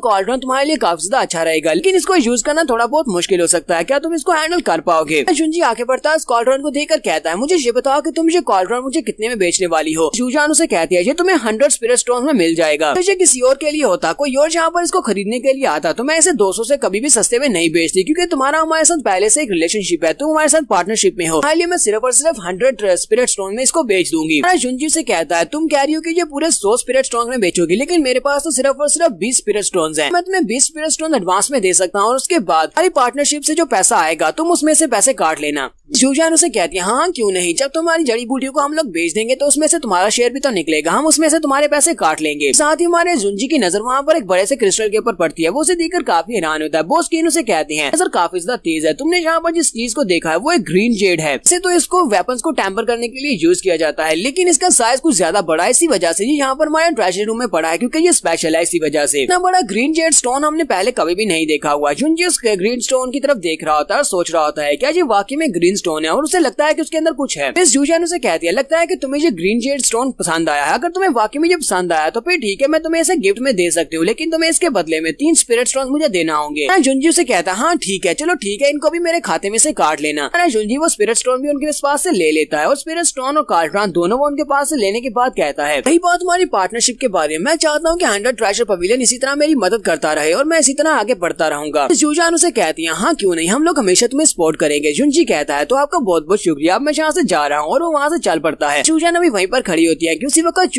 शुई फैमिली के पैट्रियार्च उसके पीछे आकर खड़े हो जाते हैं और उसे कहते हैं मिस जूजान काफी लंबे अरसे के बाद आपको देख रहा हूँ, लेकिन आप तो पहले से भी ज्यादा खूबसूरत हो चुकी हैं। मिस जूजान पीछे की तरफ घूमती है और उसे कहती है तुम कौन हो, यहाँ पर क्या कर रहे हो? एक बहुत ही जरूरी काम कर रही हूँ। तो तुम्हें यहाँ पर कुछ काम है तो जाओ जाकर किंशान से बात करो, क्योंकि मेरा सारा काम वही देखता है। फैमिली के पैट्रियार्च उसे अपने बारे में बताते हैं और कहते हैं मेरा नाम शुई चोंगजियान है और मैं शुई फैमिली का पैट्रियार्च हूँ। तो मिस जूजान आप बिजी हैं तो फिर ठीक है, मैं आपको डिस्टर्ब नहीं करूंगा, मैं वापस चला जाता हूँ, फिर किसी दिन आपसे मिलने के लिए आऊंगा। मिस जूजान वहीं पर रुक जाती है और उसे कहती है शुई चोंगजियांग, तो तुम्हारा नाम शुई चोंगजियांग है, तो यानी कि तुम शुई फैमिली के पैट्रियार्च हो। शुई कियान तुम्हारी बेटी है। शुई फैमिली के पैट्रियार्च से कहते हैं मिस जूजान आपको मेरी बेटी के बारे में पता है? ये बात सुनकर मुझे बहुत ज्यादा फख्र महसूस हो रहा है कि आपको मेरी बेटी का नाम पता है। इसी के साथ ही मिस जूजान वहाँ पर कहती है तो मैं तुम सभी लोगों के लिए यहाँ पर नए ऑर्डर्स जारी कर रही हूँ। सभी लोगों को पहले से पता है कि शुई फैमिली का और हमारे 100 ट्रेजर पवेलियन का पहले से एक रिलेशनशिप है, हम सभी लोग आपस में पार्टनरशिप में थे। लेकिन मैं आज यहाँ पर शुई फैमिली के साथ सभी के सभी रिलेशन को तोड़ रही हूँ। आज के बाद मेरा शुई फैमिली के साथ कोई भी पार्टनरशिप का इरादा नहीं है। वो जितने लोग होते हैं वो सभी लोग बात सुनने के बाद बहुत ज्यादा हैरान होते हैं और कहते हैं जी क्या हुआ? 100 ट्रेजर पवेलियन ने शुई फैमिली को छोड़ दिया। शुई फैमिली हमारी फैंसी सिटी की एक बड़ी फैमिली है, तो 100 ट्रेजर पवेलियन वाले शुई फैमिली को यहाँ पर छोड़ क्यों रहे हैं? मिस जूजान उनसे कहती है अगर तुम सभी लोग यहाँ पर वजह जानना चाहते हो कि मैंने तुम सभी लोगों के साथ पार्टनरशिप को खत्म क्यों किया है, तो मैं यहाँ पर सिर्फ इतना ही कहूंगी कि मेरा तुम्हारे साथ काम करने को दिल नहीं है। शुई फैमिली वालों की 100 ट्रेजर पवेलियन के साथ पार्टनरशिप खत्म होने की वजह से अब उनका रुतबा थोड़ा कम हो जाएगा। बॉस किंशान भी वहीं पर होते हैं। हम उन लोगों से कहते हैं ये तो अफसोस की बात है कि तुम्हारे साथ पार्टनरशिप खत्म होगी, लेकिन अब तुम लोग जा सकते हो। जुनजी वापस आने के बारे में सोच रहा होता है। मिस जूजान तो वाकई में बहुत ज्यादा समझदार औरत है, उसने इस बारे में इतनी आसानी से पता लगा लिया कि मैं यहाँ पर सिर्फ और सिर्फ जड़ी बूटियों के पीछे नहीं हूँ, बल्कि मुझे वहाँ पर से कुछ और भी चाहिए। जुनजी यहाँ पर हमें बताता है कि उस माउंटेन के ऊपर से जड़ी बूटियां निकालना इसका असली मकसद नहीं है। जुनजी कहता है मेरा मकसद वहाँ पर एक हिडन ड्रैगन पीक को ढूंढना है, वहाँ पर एक केव है जिसके अंदर बहुत ही स्पेशल ट्रेजर रखा हुआ है, मुझे वो चाहिए। जुनजी कहता है फेंगजी माउंटेन के ऊपर वो केव है, लेकिन मुझे उसकी असली लोकेशन के बारे में नहीं पता। अपनी पिछली लाइफ में मैं एक्सीडेंटली मैं उस जगह पर पहुंच गया था और मुझे नहीं पता कि वहाँ तक कैसे पहुंचना है, लेकिन वो केव वहीं पर है, उसी माउंटेन के ऊपर ही है। फर्स्ट टाइम जब मैं उस केव के अंदर गया था तो वहाँ पर से मुझे एक बुक मिली थी जो कि बहुत ज्यादा स्पेशल थी। उसी बुक को यूज करते मैंने अपनी कल्टीवेशन को काफी ज्यादा बढ़ाया था। इसके अलावा वहाँ पर एक स्वर्ड भी थी, मुझे वो स्वर्ड चाहिए ताकि मैं अपनी मास्टर स्पिरिट स्वर्ड को डेवलप कर सकूं। जुनजी कहता है लेकिन फिलहाल के लिए अगर मुझे वहाँ पर वो केव मिल भी जाती है तो मुझे नहीं लगता कि मैं अपनी करंट स्ट्रेंथ के साथ उस केव के ऊपर जो सील है उसको ओपन कर पाऊंगा। यहाँ पर पहले तो अपनी कल्टीवेशन को बढ़ाना होगा। वो एक हथौड़ा उठाता है और अपने उस ग्रीन जेड को वहाँ पर रखते हुए उसके ऊपर हथौड़ा मारना स्टार्ट करता है और कहता है मुझे लगता है कि मिस जूजान मुझे इन्वेस्टिगेट करवा रही है, और अगर वो मुझे इन्वेस्टिगेट करना चाहती है तो फिर ठीक है, मैं उसे यहाँ पर इन्वेस्टिगेशन करने दूंगा, लेकिन उसे कभी भी मेरा असली मकसद पता नहीं चल सकता। और साथ ही वो उस पत्थर के ऊपर हथौड़ा मार रहा होता है। वो उठकर बैठ जाता है और कहता है जी आधी रात को यहाँ पर क्या हो रहा है, कौन यहाँ पर हथौड़े मार रहा है, मेरी नींद खराब कर रहा है। हमारा जुनजी जब उसके ऊपर हथौड़े मारता है तो वो ग्रीन जेड टूट जाता है और उस ग्रीन जेड के अंदर से पर्पल कलर का एक क्रिस्टल निकलता है। जुनजी कहता है ये तो वाकई में एक पॉइजन सोल फ्रेग्रेंस पर्ल है। जुनजी यहाँ पर हमें ये भी बताता है कि जाओ जिंगटियान जिसने पास्ट लाइफ में इसको मारा था, जो कि इसका दोस्त था, वो कहता है उसके पास 5 पॉइजन थे, वैसे ये पर्ल भी उसके पास ही था। अगर उसे इस बारे में पता चल गया कि मेरे पास ये वाला पॉइजन पर्ल है तो वो मुझसे छीन लेगा। हमारा जुनजी जब यहाँ पर दोबारा से जाओ जिंगटियान को याद करता है, वो कहता है तुम तो मेरे दोस्त हुआ करते थे, फिर मैं तुमने मुझे मारा क्यों? मुझे अभी तक इस बारे में समझ नहीं आ रही कि तुमने मुझे मारा क्यों, और ऊपर से इतनी बुरी तरीके से क्यों मारा। फिर साथ ही हमारा जुनजी कहता है जबकि मुझे यहाँ पर मेरी दूसरी जिंदगी मिली है तो देखना मैं इस बार तुम्हें दोबारा से ढूंढूंगा और उसके बाद तरह से तुम्हें मारूंगा जिस तरह तुमने मुझे मारा था। तो यहाँ पर हम लोग अपनी एपिसोड 10 का एंड करेंगे। एपिसोड की एक्सप्लेनेशन अच्छी लगी हो तो कमेंट करके जरूर बताइएगा। चैनल को सब्सक्राइब कर दें, वीडियो को लाइक और शेयर कर दें। शुक्रिया।